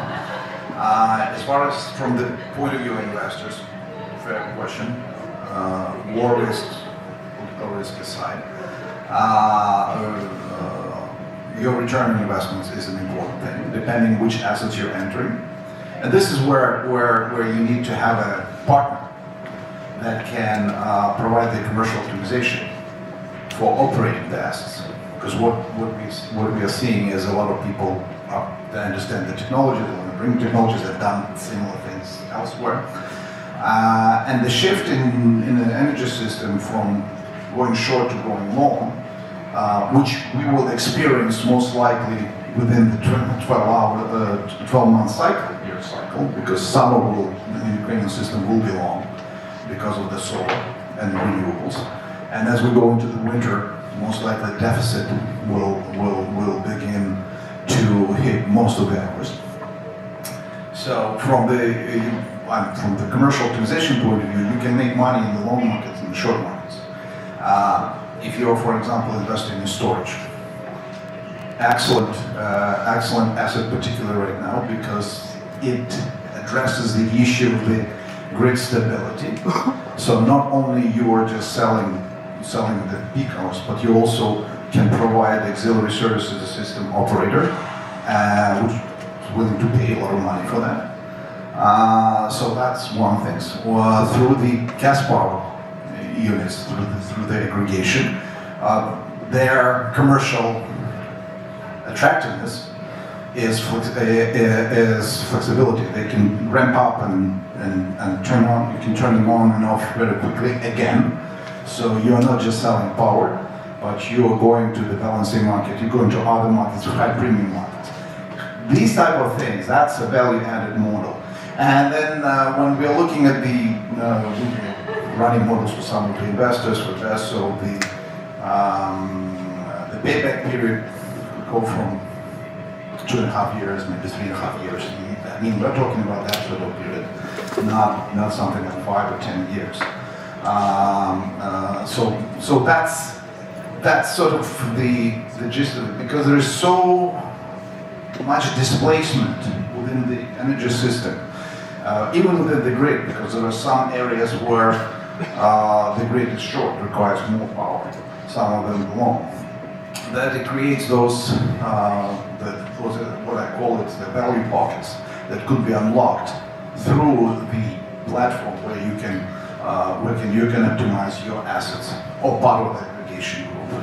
I don't know if I addressed that. So why ask this question? Because, for example, we have investors who invest, for example, in solar power plants and battery energy systems. Those investments can be implemented very quickly, and with the return on investment 20%, they understand in the next 4 or 5 years they can get the money back. But we have communication with several wind power developers, and they said, look, this is differently. You need 3 years to build the power plant, and the payback period at least 10, 12 years. It's still higher than somewhere outside of Ukraine, but still they say can we be certain that we should invest? Because in general, we invest for the next 15 years at least. That's why they're concerned. What is going to happen to the market after 5 years when the market is going to get enough action facilities? You're making reference to your conversation with the investors from outside the Ukraine. Correct. Because what we see, there is a lot of capital, which by virtue of the limitations of expanding or getting it out of the country, is locked inside the country. And there are a lot of local investors going into the energy investors. Overall, as I said, the level of destruction of the generation is so huge, so overall the system is going to be short. So the question, yes, the wind takes longer lead time to break the line, but they have other commercial attractiveness. 10 years to recover. Don't forget that still Ukraine is through the border integrated with the European Union. Right now it's as I said, 2.5 gigawatt of cross-border capacity. Now they introduced the C-band tax, so it's for the exports, you need to pay 80 euros extra for each megawatt hour that you are exporting from Ukraine to Europe. The certificate of origins have not yet been officially recognized by the European Union, which would give the advantage to the renewables producers to get that extra. What my point is, the market will be also evolving. I don't believe we're going overall, we're going to go very quickly from the short position, from the position of the deficit to the position of surplus. So that will be gradual. Then the system requires a lot of assets that will balance it, not just the base load, but That's your battery energy storage. yeah, that's a battery energy storage, and combining it with solar obviously helps because the spreads are quite nice, and you have that export capacity, but no one will give you the insurance from risks. But this is a developing story and the changing story. The difference between your Ukrainian energy market and European energy market, those are much more mature. And if you look at the history of the development, there were opportunities and different instruments that the investors, particularly the first wave or the second wave of investors in renewables, they received quite a nice return on that. The assets that are being auctioned off on the later periods, they don't have the same level of attractiveness for the investors as they were before. And the markets also have matured much more. I was just having a conversation from the company, a Ukrainian-based company in Lviv, that are doing different solutions with using the artificial intelligence. So they reached out to me, just wanted to talk, is there something that they can do in the energy sector? And their first idea was, we can come up with a product for the algo trading, which is something that's been happening already in Europe, but those markets much more sophisticated. I had to kind of cool his enthusiasm and said, well, let's just start from something more simple, where we can still use artificial intelligence, and we are using for our portfolio. But what I'm saying is, the direction where the market is going to be going is quite clear. So if you look at this from the point of view of European energy markets maybe 10, 15 years ago, but Ukrainian market, in my view, will be on steroids because of the destruction and the need to reconstruction. So the argument for the first mover advantage on the investment side is as strong as ever now, and it will be definitely maybe even a couple of years after the war. Any questions, the audience?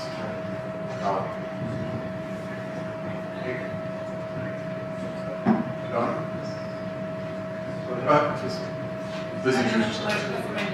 I have a question for you. Do you expect any kind of state support for private household solar plants is there any plans or is there a point to expand private household solar plants?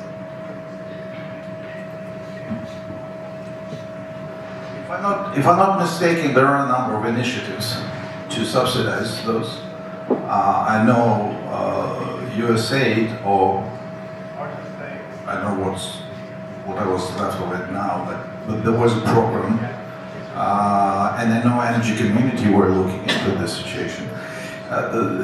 So, from the best of my knowledge, I think the money is there for that type of support.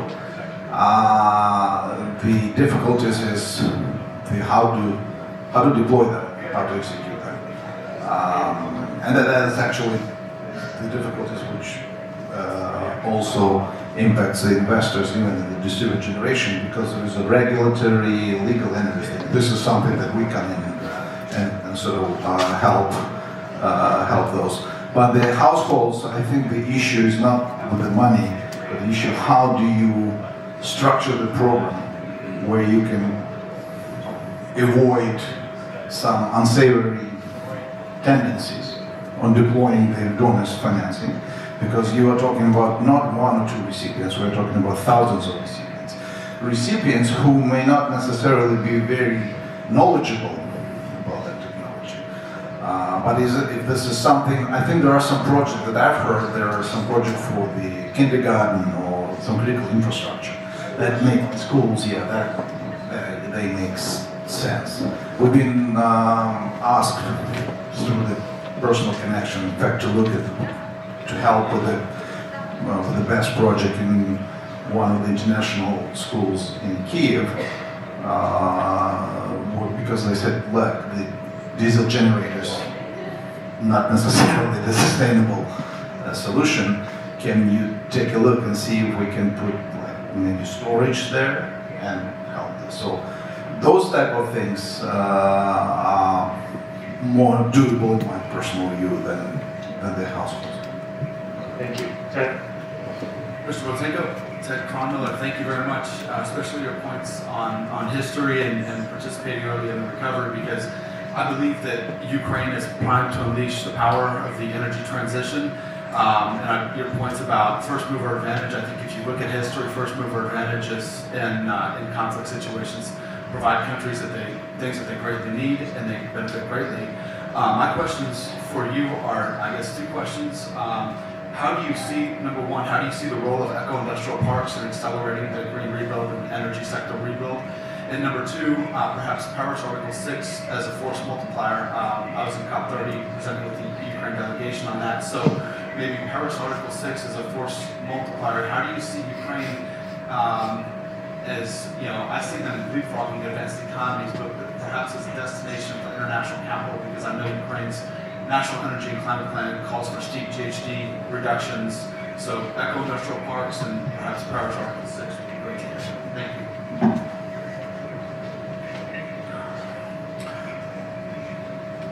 When I was asked to basically build a coup by the government, it was 2022. I said, why? There's a war. Why the government, why the state needs to have their own trading and supply company? Particularly, this is like a startup, because it was a startup. And the answer was, look, we understand that we are moving into the period of high volatility and uncertainty.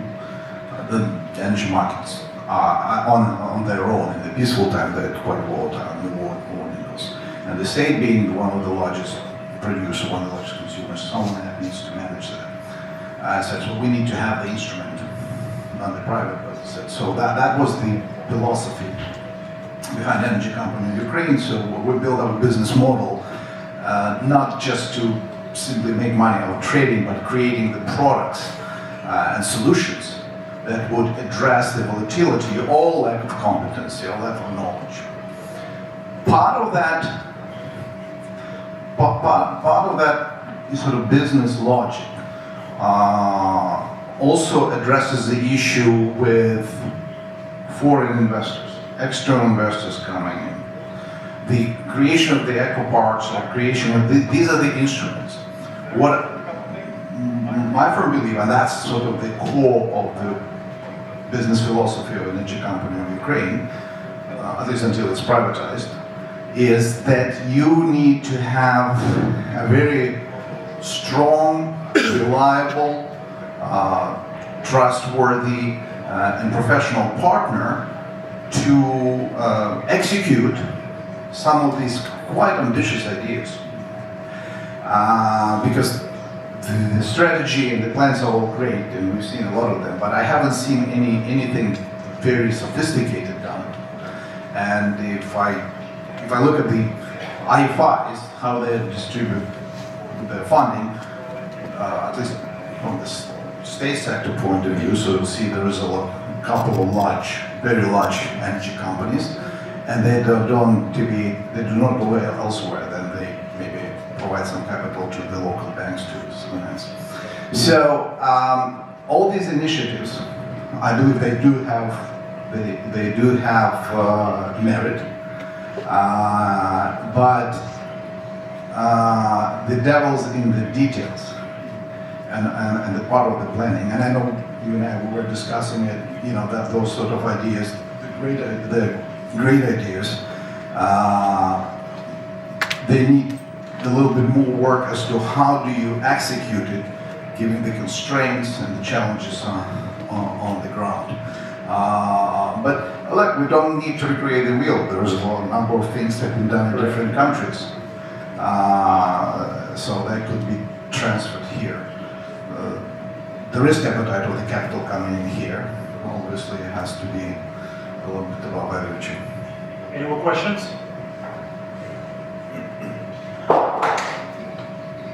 Yeah, thank you. My name is Alexander, CEO of Telecom. Maybe I will ask my question too. We all know that investors want to recover their investments as quickly as possible. And do you see the real factor that it could keep electricity tariff markets relatively high over the next 5-10 years? And the second one, how do you see the future structure of electricity generation in Ukraine in the next 5 years? Thank you. I'll start with the second questions. I believe that distributed generation which is the smaller size generation, can probably claim with the renewables maybe up to 30-35%. It's not going to do more because you still need the backbone generation infrastructure. Nuclear is not going to go anywhere. Whether there will be reinvestment in the thermal power plants, hard to say. There's a ecological component. But what I like about the situation, professionally speaking, it's all for grabs.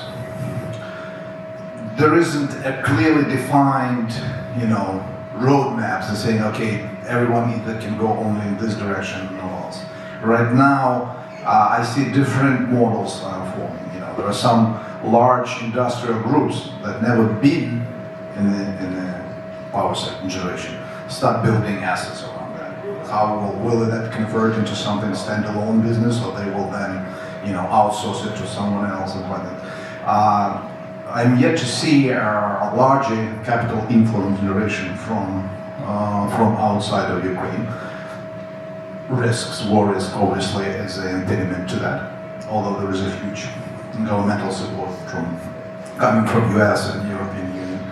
So I think it's an interesting, I would say, to a certain degree, gamble, but the payback is quite high because you're coming into the play where the need for more generation, the need for more resources far supersedes your baseline, which may continue to be deteriorated due to the attacks or continuation of the war. As far as the investors who would like to very quickly get in and out, is that even without, even before waiting till the end of the war? They didn't want that quickly? It shows that it will be a high tariff on the market. I will speak, I'll put it ahead of the Ukrainian nationalists from the business point of view. Is that if you want to do the business quickly in and out, I don't think I would be supporting that. You want to come in and go a long way, it has to be, commercially viable. Then that's fine. Speculation, your question on the pricing. Look, a week ago, the gas prices in Europe were that today. I think that's going back to your presentation. The global volatility is off the charts, and this is not the end. This is just the beginning. Energy prices will fall. Clearly, if you're in the business of playing that market, you can take advantage on those ways. It's not a safe haven. Sometimes I get a little bit amused. The investors coming in said they want to have premium returns, but they don't want to take above average risks. I don't think that formula works anymore. You said that there is a correlation between those two, albeit the risks are quite high here. Yeah, I believe, George, the last one, please. Just a quick one though, we need to move to the next panel. Sure. My question is about resiliency, because Ukraine has proved that our energy infrastructure is resilient. My question is that how much of that experience is shared with the Europeans? Because there are a lot of clients who are asking how we can stay resilient if the hybrid war continues and, for example, what it does as desperate as attacking energy infrastructure in this other way, the hybrid war in Europe, and how much of that experience is shared with the European partners and how much conversation is being held between Ukrainians and European partners. When I was listening to your presentation and you talking about the whole Iran thing and everything's happening, and I just thought to myself, you can't help but feeling amused when you see the videos. People running in panic because they see one Shahed is flying over. One Shahed, sunny sky, and people at the end of the world. And we're coming out of the winter where we had hundreds of them at the time. So the question of resilience, I don't know, maybe it's the national trait, we're just stubborn. We just don't like it to let it go. May not necessarily because we need it, but it's ours. I think that going to the higher level of resilience, obviously, Ukraine has become a role model on all the levels. Whether that can be easily transferable to Europe, I don't know. If they're anything like what we've seen in Dubai, the panic because of one Shahed, it takes probably longer. But I think the ability to organize in the period of high uncertainty, where that resilience comes from an ability to organize as well, the ability to respond to the adversity, not just standing there saying, I'm not going to run away, but you're not going to do anything. It's a very proactive resilience. It's like they make a move, we try to move back more creatively.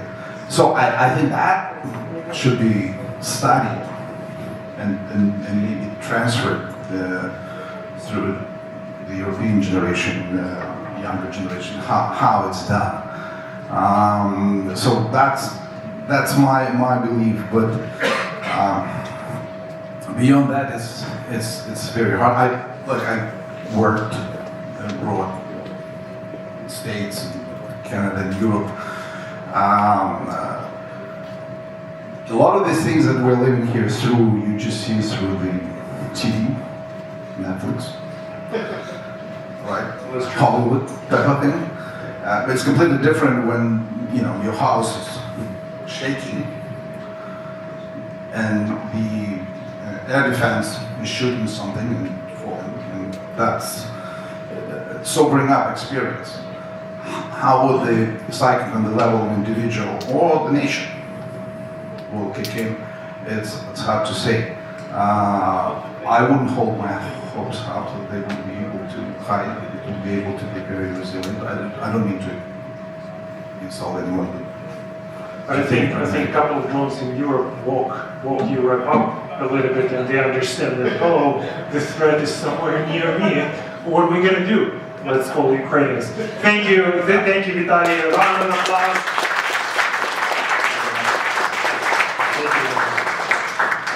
So our next speakers, I would like to invite, so we have a panel, and one and join will be done for food and drinks. So please, I would like to welcome Yana Rudko, TMF Country Director. Please welcome Yana. TMF Ukraine has been a trusted compliance partner for more than a decade, managing risk and ensuring their clients meet their statutory and corporate obligations. So the company provides accounting, legal, tax compliance, entity management, and HR payroll services. So our next speaker is Denis Golubchikov. He's the regional director at Soma Exim. Denis, welcome. Right. Please round of applause.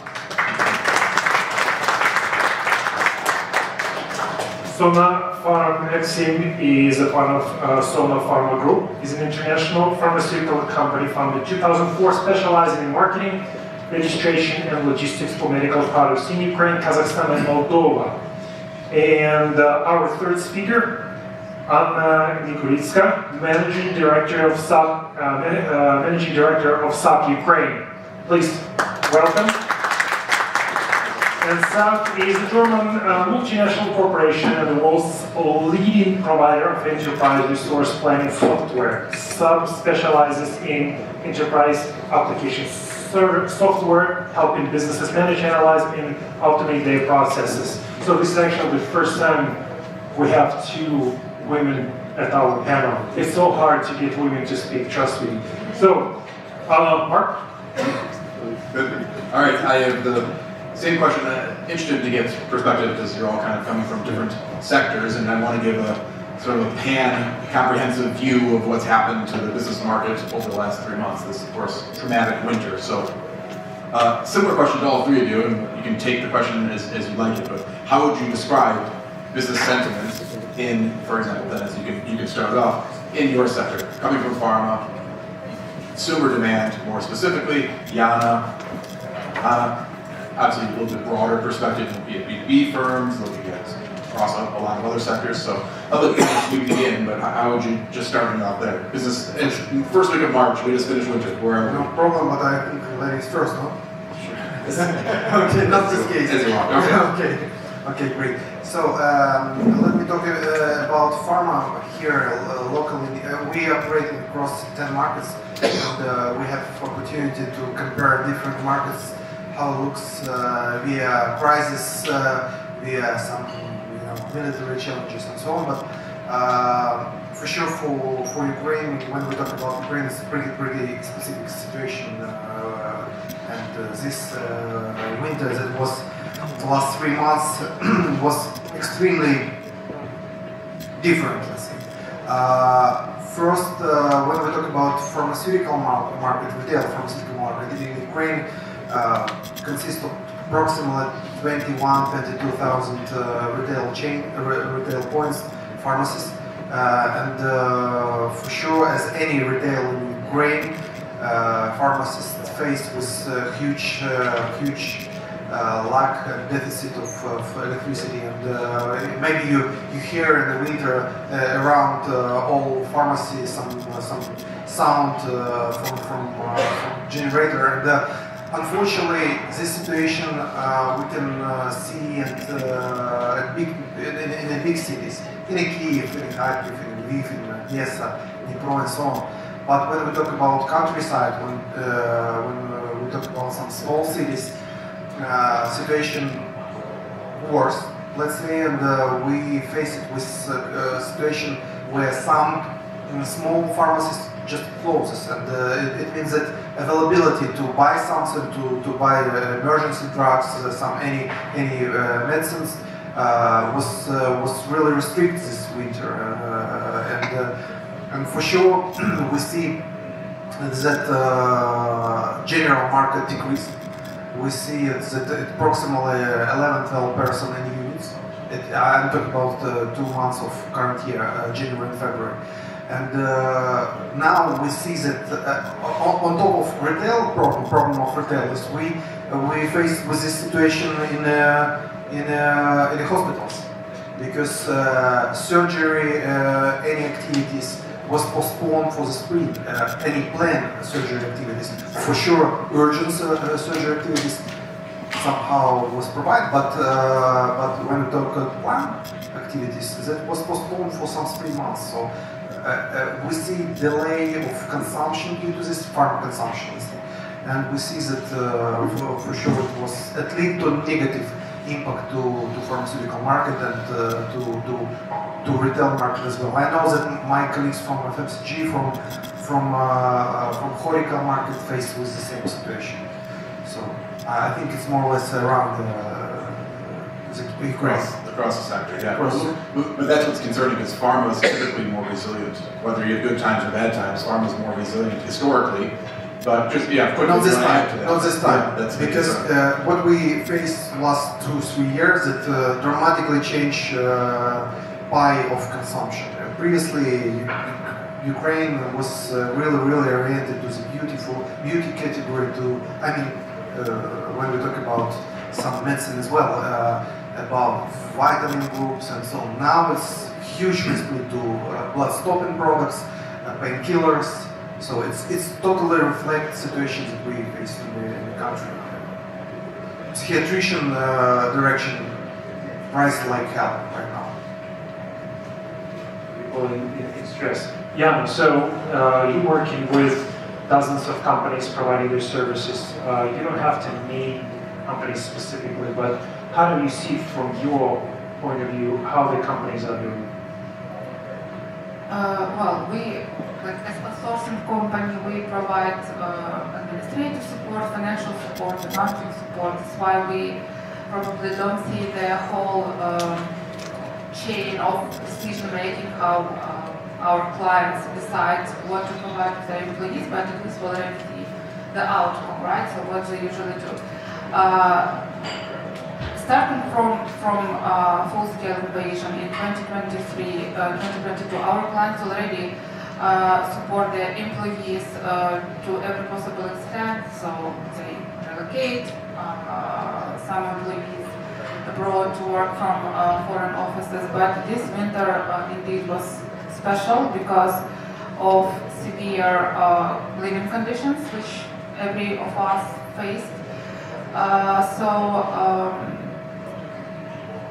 Our clients usually, like what they did during this winter, they, for example, were providing hotel accommodation for their employees so they get some extra warmth, or to charge their devices, or at least if they have, especially if they have kids, to, I don't know, basically to take a shower to satisfy their basic needs.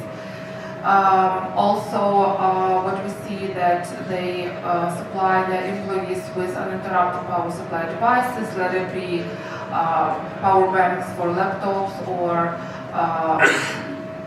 kind of EcoFlow devices or big power stations to supply even houses, because it has actually double meaning, because this way not only personal needs would be satisfied, but also business continuity would be ensured, right? So people can continue work from home. Offices like hybrid mode of work, it becomes probably more relevant than ever. But from the other hand, offices, our clients' offices become, and our TMF office as well, it's not an exclusion, it becomes local point of resilience for employees, because they can go there, they can charge their devices, even they can have some meal in the office, because like there is a kitchen and they can use microwave oven and so on.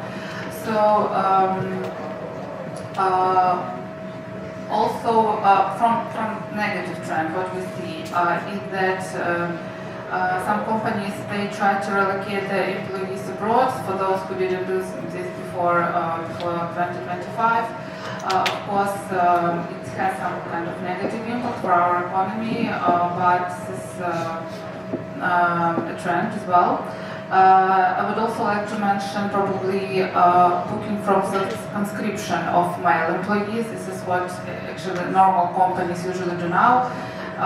It also has double meaning because this way we make sure that workforce is kept in a company and that it is also kind of benefit for a company, like because you can attract more skilled manpower if you provide conscription from booking services.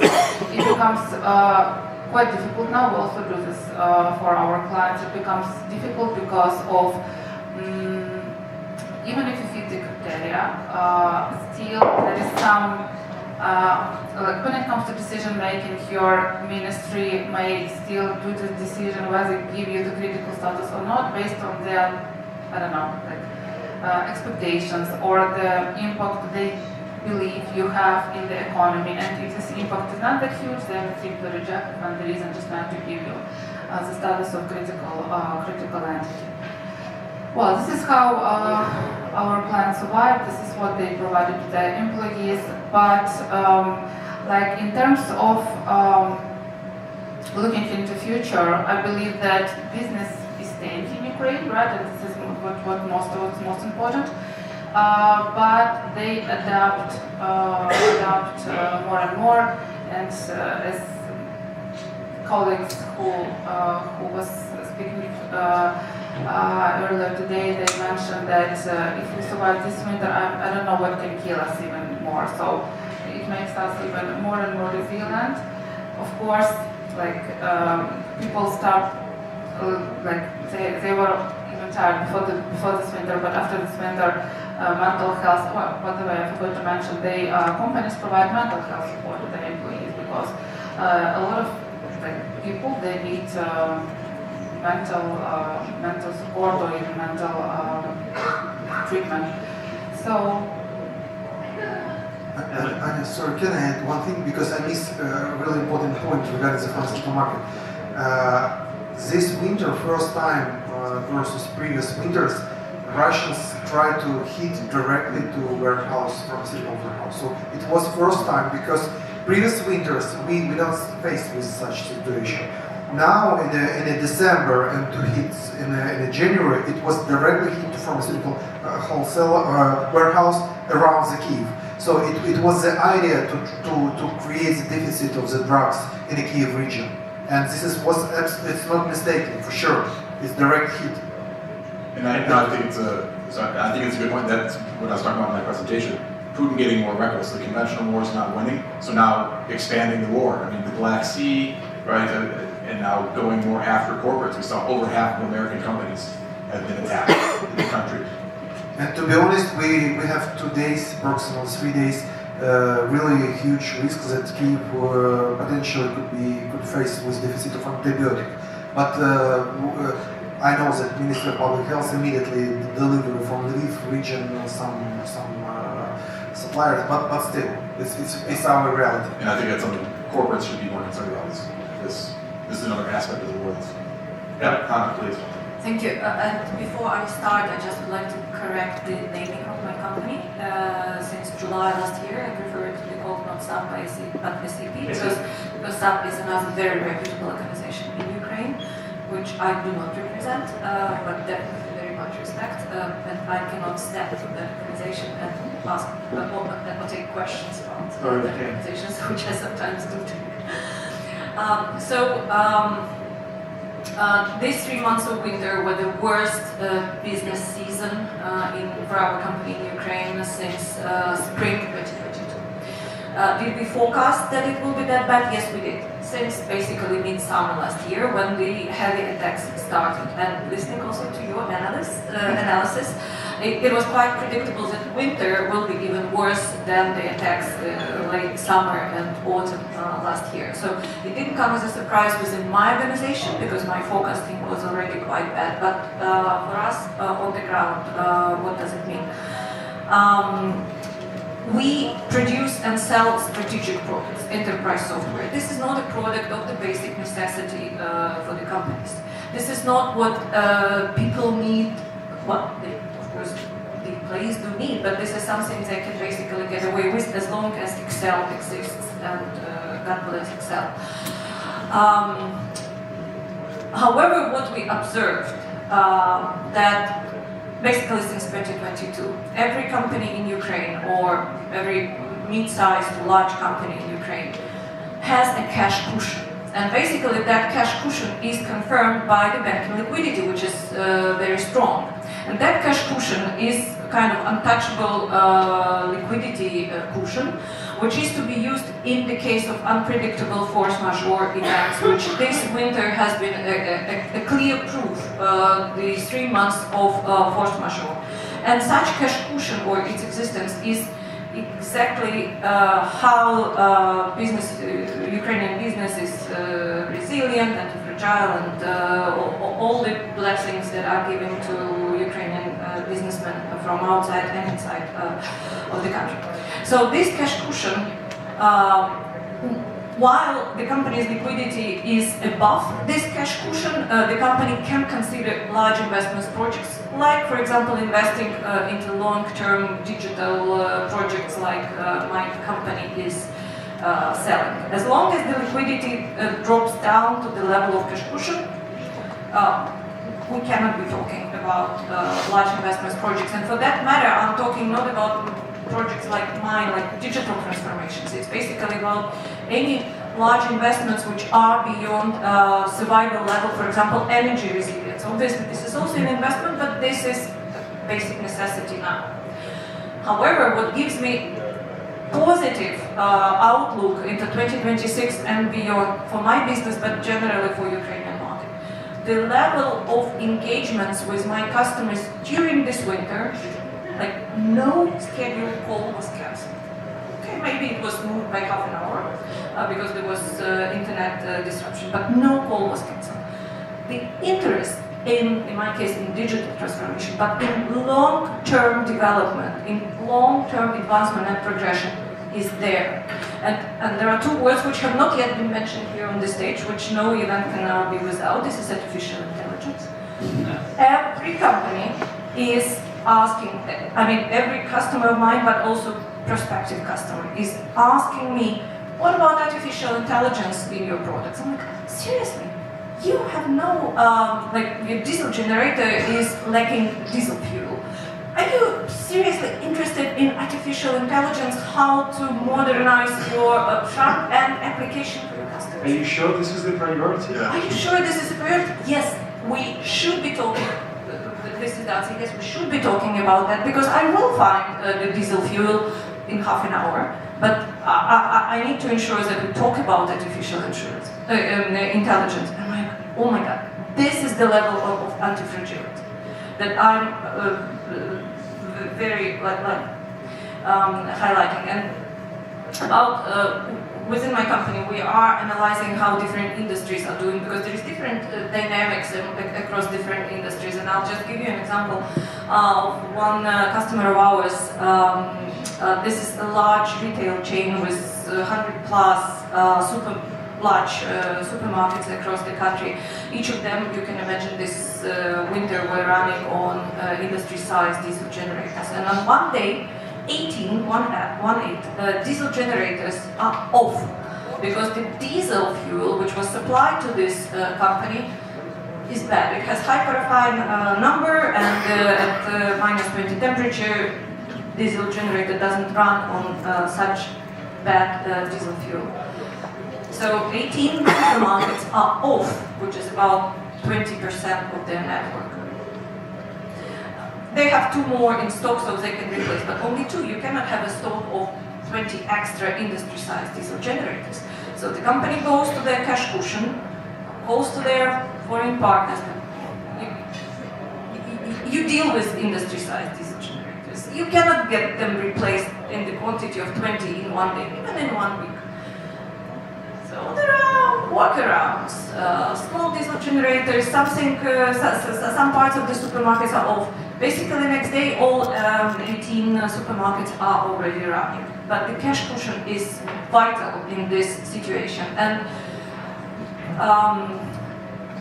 now, as the demand will be growing, because the people who left the country since the beginning of winter, there are roughly about 1 million Ukrainians who left to spend winter elsewhere. And these are not refugees of 2022, 2023. We are hoping them coming back as the spring is settling down. So the demand will be growing, and hopefully the level of cash will be going beyond the cash cushion needed to be preserved. And I'm sincerely hoping for better results, not just in my company, but basically for the whole country, that we have survived the worst winter of our lives. And honestly, I'm not exaggerating. I think this was, I'm young, but not very young. I've seen winters. I've seen winters. And this was the worst winter of my personal life. I think many of you would agree with me. And the very fact that we survived it and we are talking about the plans for the future is a fantastic anti-fragility sign. So please do go beyond your cash cushion. Thank you. We not just survive, we are example for other, for sure, countries, because, I just had a call from my colleagues in a flight connection almost 3 days in the Middle East right now, and they role model. It's Ukraine, original Ukraine guys, and they know what have to do with the ships attack or something else, and she actually, provides some stability, let's say, within some community local, because hey, no, it's no war, it's fine. This is a dangerous sound, so it's reality. Yeah, it's a role model. Exactly. Okay, I was going to turn it back to Jana and Hanna in particular. Looking at sectors within your client base, right? Which ones struggled the worst? Which ones got through it the best the last few months? Which ones are positioned? Which clients are complaining the most? Which ones are seeing a more positive future coming out of this one? To my surprise, I think IT sector, they are struggling now the most, probably because of skilled manforce wanting relocating out of Ukraine, and most probably resilient are those who do business in wholesale sector, be it food industry, agro. So basically, because everyone wants to eat, right? Always. So I think these sectors are most resilient, and they haven't declined their volumes of activity, and we haven't observed any disruptions. But these are all multinational companies, which are supported by their headquarters. So all of them have some business continuity plan in place. Right? So everyone is willing and able to spend funds for extra support to their employees, to buy generators, to buy EcoFlows, to buy extra power banks. But IT sector, as I mentioned already, probably struggling the most due to most of employees are men, right? And they need to be either booked conscription or they're willing to relocate out of Ukraine, and that's why those entities no longer need presence in Ukraine, so they can do business from Russia. Any comments on that? Yes, of course, each industry that we work with, but one has suffered, literally, each of them, but one, defense. Defense is the industry that has absolutely vertical growth, and though they are also the most targeted one, on top of obviously on pharma warehouses, we have had a case of our defense customer whose production, which was in the underground level, -1, was hit directly and was destroyed. So well, I don't know if this is a secret or not, but defense production at -1 level no longer works. It should be -2 and below. But they can afford it. They can afford it because their market grows absolutely like on the vertical curve. Manpower is a huge tragedy. I would even use it not as a crisis, but a tragedy for every sector but defense. Hiring in defense is not a big problem. They have 100% reservation of booking from mobilization. People want to work there. They do take veterans like no other industry. So for them, manpower challenge is not such a big problem like for other industries. So the place to be. So this is my snapshot. And can you tell us how are you addressing the manpower problem? Manpower.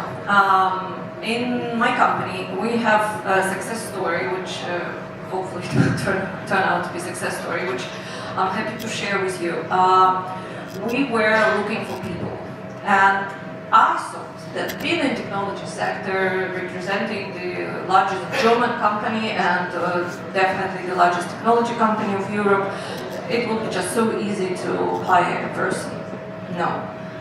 4 months, no applications. Literally, no applications. And I was thinking, where are the people? Maybe we have something wrong with the channels we post to Work UA, Auto UA, we boost them, we pay for no applications. I'm already asking my colleagues, can you please apply? So that at least I check that the channels work. And then one of our recruiters gives an idea, how about to search for people in Poland, Ukrainians, who have relocated. I'm like, well, I'm looking for someone local, but okay, maybe temporarily. And we make a posting in Poland. In the first hour, we get more applications than in 4 months in Ukraine. And this application, the quality of this application, the quality of applicants was like, seriously? We can get this quality of people just like 200 kilometers away from Lviv? Is it possible? We screened them. It was a difficult choice to choose the best out of very good, because in Ukraine before we were choosing like the best out of what was available. Now the availability, like in one day we got 90 candidates. All of them were, well, very reasonable quality. So we are hiring now a person in Warsaw who's going to work remotely, and this leads me to thinking that remote work, now it's very untypical even for my industry, at least in the work we're doing. Remote work is here to stay during the war, of course, but also after the war. These people are fairly settled in where they are. Some of them, of course, hopefully will return, but some will not. And this is something we as businesses need to really rethink, how in this interconnected Europe, at least Europe, I do not know about broader world, we gonna continue to work as Ukrainian companies. So this is my very interesting takeaway experience. Great case study. Thank you, Anna. Do we have any questions for our speakers?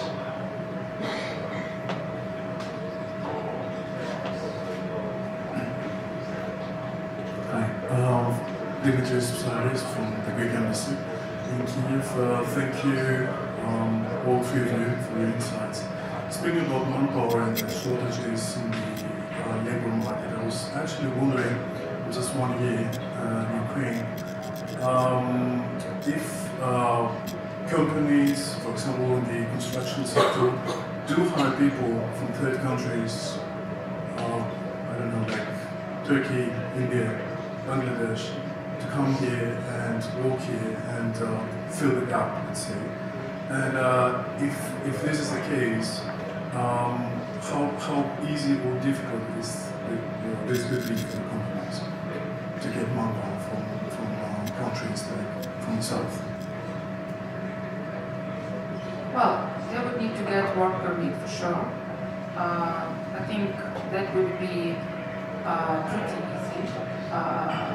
So I don't see big issues. Like, just companies need to provide, probably need to think about which package of benefits those people would need to get. Like maybe apartments should be settled for them, should be paid for them. Insurance, do they bring families with them? School for kids, if these are quite skilled manpower. So I think it's quite doable. Why not? Why not? But the level of salaries they will ask whether our construction, because we know that prices go up for construction materials, yes, but those people from, not that from Turkey, but from Bangladesh or Uzbekistan, Mongolia, India, maybe, I don't know, Pakistan, but it's quite doable, and yes, it's one of possible scenarios, yes. To be honest, there are 2 points of view. First, it's formal, and to be honest, it's not pretty hard from formal point of view. Talking about this all permission, blah, blah, blah, etc., etc. I will take some time, but not big deal. But the point that Ukraine is pretty mono-ethnic countries, to be honest, and we are a little bit similar like Polish, and if you will go around the Warsaw, Krakow, or any cities, you don't see so many workers from Bangladesh, India, or other countries. You will see it in Germany, you will see it in Holland, you will see it in Italy, but not in Poland. And I'm afraid that Ukraine pretty close mentally as to Polish guy. We are mono-ethnic country. It's not right or wrong. It's just fact. And for Ukrainian mentality, it will be really hard to accept a lot of, let's say, workers from other countries. We need it. It's true. We really need it. But how it will be in the real life versus Russia, for example. Russia, it's a multicultural country. A lot of Caucasian guys and so on. So that's why you see so many workers from everywhere in Moscow building other. But in Ukraine, it will be a really hard challenge, to be honest. Without some support and some national program from the top, it's almost impossible, because it could be some conflicts and so on. To be honest, the social political problem. Yeah, and I think there's a huge demand because there is a huge shortage, especially in the construction industry. But it seems like there is, everyone is talking about such a huge shortage, but there is no program, there is no such a clear guide how things will work if a group of Pakistani people will come to Ukraine, how they're going to be legalized, how they're going to get, so there should be some framework for such employment, because what's going to happen? We're going to have a lot of illegal immigrants, and when we have illegal immigration, it's going to become a mess. So, I think the government has to do something like that. Any more questions? All right. Okay. Just a final question for all of you. You can answer for an hour, but I'll let you just do 30 seconds quickly. But leaving the winter, we're entering the spring. Nice weather. Things are looking up a little bit, at least. What's looking at the rest of the year ahead? Obviously, a lot of negativity, a lot of difficulty the last several months. But what leaves you optimistic? What are you looking forward to in your business? How are you keeping up morale with your company or the companies within your client base? But what's encouraging for the rest of this year as we're coming out of this very difficult period? Don't be shy. Let me start with probably an unconventional answer. And do we have Chatham House rules? Yeah. Okay, thank you. Last night, I'm getting a call from my headquarters from Germany. And the question is, we also operate in Gulf. And our Gulf colleagues would like to learn from you how to do business at the wartime when the war is unprovoked. Because in Israel, we ask them, but in their case, this is a provoked war, so can you please teach us? Be my guest. It took me 4 years to wait for this call. And I'm like, yes. Now, so this gives me a boost of energy. Now our experience is needed. Ultimately, they called me. And I'm pretty sure that we're gonna be called by, each of us, our companies, we personally, we're gonna be called by many people. Mark said that even Asia is now under 10% probability of turbulence. All our suffering over these 4 years, it will be paid off by the demand we will have in the global market, given the global instability. So this is point number one. And point number two, we haven't discussed foreign investments and the sentiment, not just of the local businesses, but what about foreign investors? And here, well, I'm not sure how many foreign investors are here in the audience, but my advice, if I were asked, so this is unprovoked answer. My advice to the foreign investors on how to enter Ukrainian market, because many of them are interested, but they're just very, very afraid, very hesitant, is to enter into partnerships with Ukrainian businesses, because to make business in Ukraine sustainably in an anti-fragile way is with Ukrainian businesses who have survived the winter like this, who know all the covenants with the banks, who know all the needs for liquidity cushions to be kept. So this is the guarantee on top of the security guarantees, the insurance, investment insurances, of course, to protect your physical assets, but to protect your business is you need to partner up with Ukrainian businessmen. And this also gives me a lot of optimism that the experience that we have accumulated over these 4 years, but most importantly over this winter, it will definitely be monetized globally, considering where the world is moving to. Thank you. Great stuff. Anna, please. Well, I would probably concur what Anna said with regards to, because the call from my colleague from Israel I received maybe in 2023, so when they had this first, I think it was in October 2023, so I gave her some advice as to how to manage business, how to work in reality during business continuity mode. What we try to do now is to retain people whom we have. Because they have skills, they have necessary knowledge, they have those spirit of surviving, and indeed they can contribute even more. So what I tell to my team that be there, because we need to rebuild Ukraine, we need to be here when new investments will flow. And probably this, they feel support from the company, and they also would like to stay with us for a long run. With regards to business, with regards to investments, again, I think that a lot depends on how our legislation would adapt to new requests, to boosting inflow of business into Ukraine, because it should be simplified. And this is one of key points which we expect that our government will eventually do, because they need to simplify, because as we are a sourcing company, we see this, how complex our legislation still is. So it should be done to show at least, so corruption is one, but we need to show that making business in Ukraine is not that complex, right? But also you need to pay taxes here, because someone thinks that Ukraine you can avoid taxation, why do you pay taxes? So we try to convince them. So we are here, to be like an intermediary between the government and between the business, just to support to guide them properly. And one of key element in surviving further, I see keeping proper people, and we're just waiting for more and investments. Denise, thank you. Let's remember the question. What leaves you optimistic coming out of the difficult winter for the rest of this year? Looking at, and I mean consumers, I mean pharma specifically, but consumers have been driving the economy for the last 4 years. We need them to do it again this year. To be honest,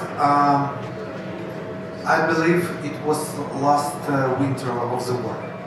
I know that it's not really common opinion, but still, I have some reason to think like this, and but at the same time, I'm not sure that post-war period will be easy for Ukraine. So spring is coming, summer is coming, recovery is coming, but the split of the challenges will change for Ukraine and for local business and for local citizens, for sure. I don't believe that Russia can avoid another one winter. No, I believe it was last winter of the war. But again, do we ready for changes, for the new period, for the new reality? No doubt it will be totally new reality. I don't know. Let's see. But what I know, I believe in the local business, I believe in the local citizen, I believe in you, I believe in Ukraine. That's it. After this winter, there is nothing can surprise us. There is nothing can scare us. Round of applause. Thank you, all right, so we have a last speaker, and I'll please get some patience. We have Angel Spotlight, and we would like to welcome Margarita. Please, round of applause for Margarita.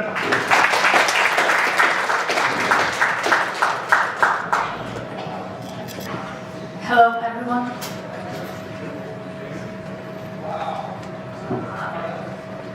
I would like, before I start, I just want you to recollect your dreams at the age of 10, 12, or 15 years old. Now I will show you the video. We registered a couple of days ago with children who lost their parents during these difficult times, war times in Ukraine. And we can compare our dreams with things that they are dreaming about right now.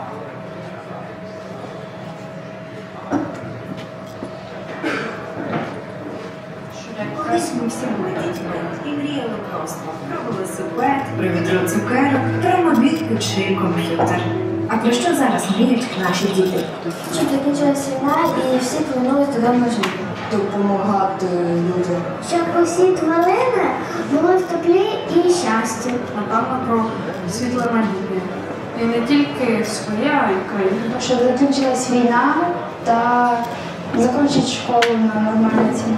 Щоб усі люди були щасливі та закінчення війни. Щоб закінчилась війна, була перемога, та щоб ніхто не болів. Перемога в Україні та щоб усі люди, які зараз живуть за кордоном, приїхали назад до домівках. Наші мрії ставали можливими, бо поруч були дорослі. Вже 4 роки благодійний фонд «Діти-героїв» є опорою для дітей, які втратили найдорожче. Підтримайте мрії дітей-героїв, щоб у них знову було дитинство. Today I will be speaking on behalf of 15,500 children, our beneficiaries, who lost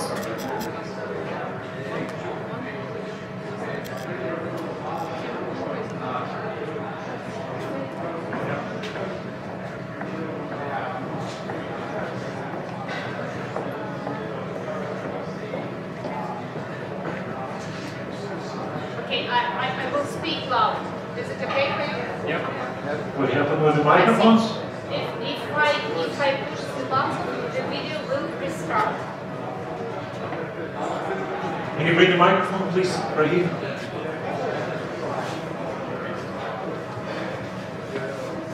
Fine. Okay. So I don't know whether the video will restart if I push the. You did it twice. So thousands of Ukrainian children have lost a parent because of the war.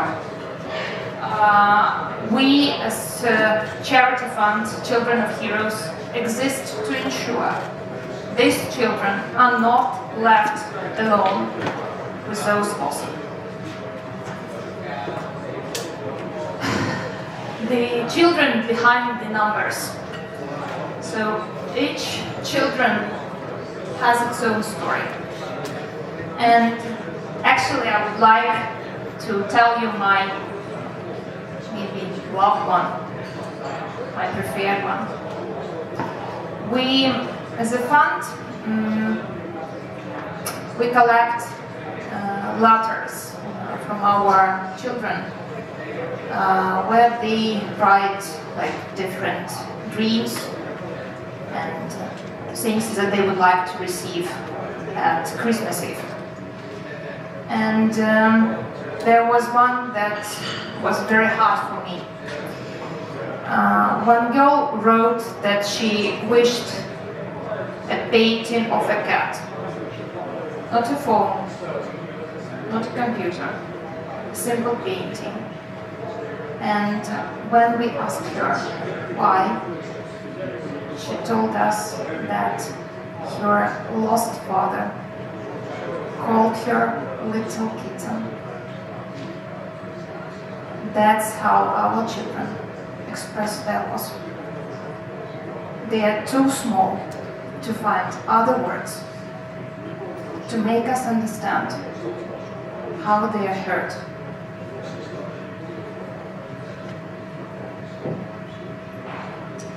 As of now, we focus our work on some very important for us things. We support our children in education, psychological recovery, and case management. Today, under our care, there are 15,600 children. It is more than 10,000 families. Our family helpers, supporters, people who interact with our children 24/7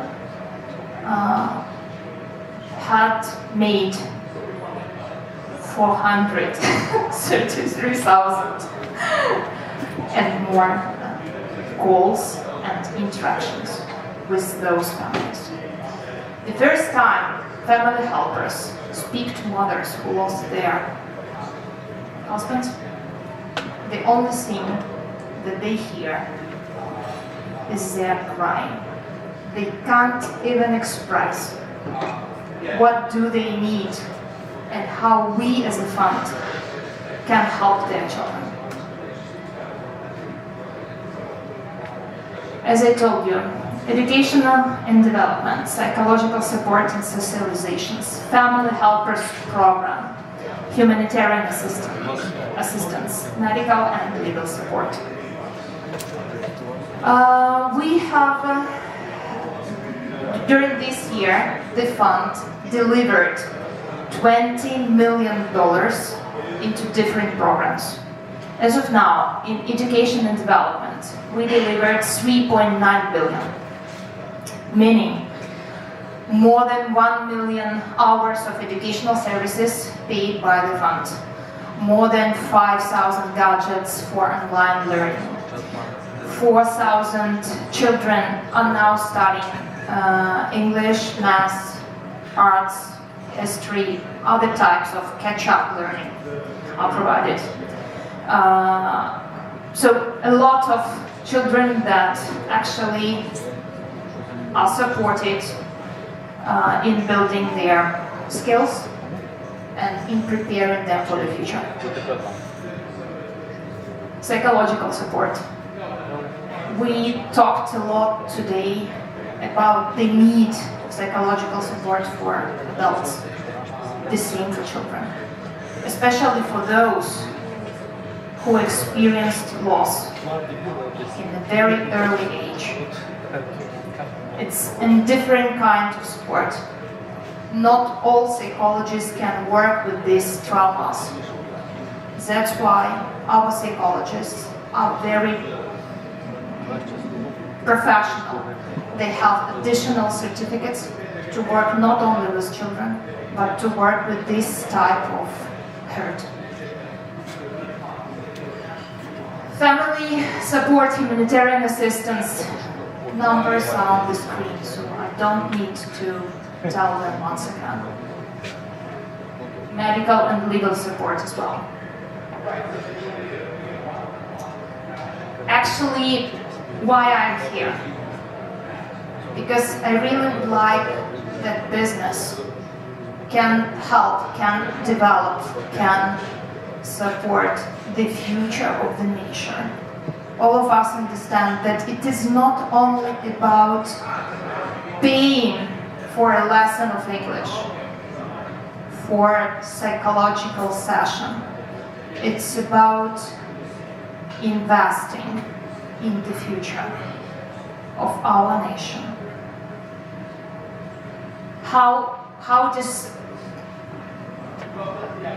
you can do it, yeah? Different ways. So during these 4 years, actually, we established partnerships with such companies as Microsoft, Salesforce, Miro, Ukrsibank, Citibank. So we are supported by big names, big bloggers, because all of them understand that these people, these children, in 10 years will become our workforce. We do it through different employee engagement initiatives, as internal fundraising campaign, mentoring sessions, matching programs, volunteer activities. We receive direct support for operational activities of our fund as well. So we even receive in-kind donations in terms of building an digital infrastructure for our fund as well. Because as of now, our scale doesn't, it is not easier to work with 15,000 children without digital infrastructure. We are standardized in our approaches and in our programs. We can't do like simple things, but unfortunately we're now too big to operate as a small fund. We are now operating as a huge business, as an enterprise. When people ask me why I switched from a commercial sector where I worked for more than 25 years, actually I quote Michael Bloomberg, one of the biggest philanthropists in the world. Last year, his philanthropy fund invested almost $5 billion worldwide. And so he says, I need to find it. I want people to say that I care about others and did something about it. Everybody can help at a different scale, and it is incredibly satisfying. That's what drives myself, and so I engage you in this philanthropy, in this activity. If you wish to donate, please, you can scan the QR code. But if you really would like to make an impact, please talk to me, and we will find the way how to support the fund and how to build a sustainable future in Ukraine. Thank you so much.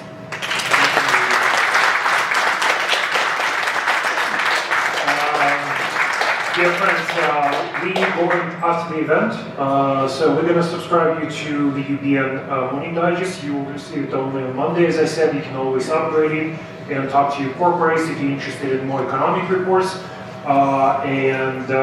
We're also going to share our presentation with all of you, and that presentation will have all Children of Heroes Charity Fund information. We will share Margarita's contact information as well. Because, look, you need to talk to them and see what you can do, what you cannot do, but any help is always a help. Those are children. We're also thankful to each of you for coming to our event. So our next event is going to be in June, and that event is going to be quite a bigger event because we're planning to do that with another organization, and as we did last year.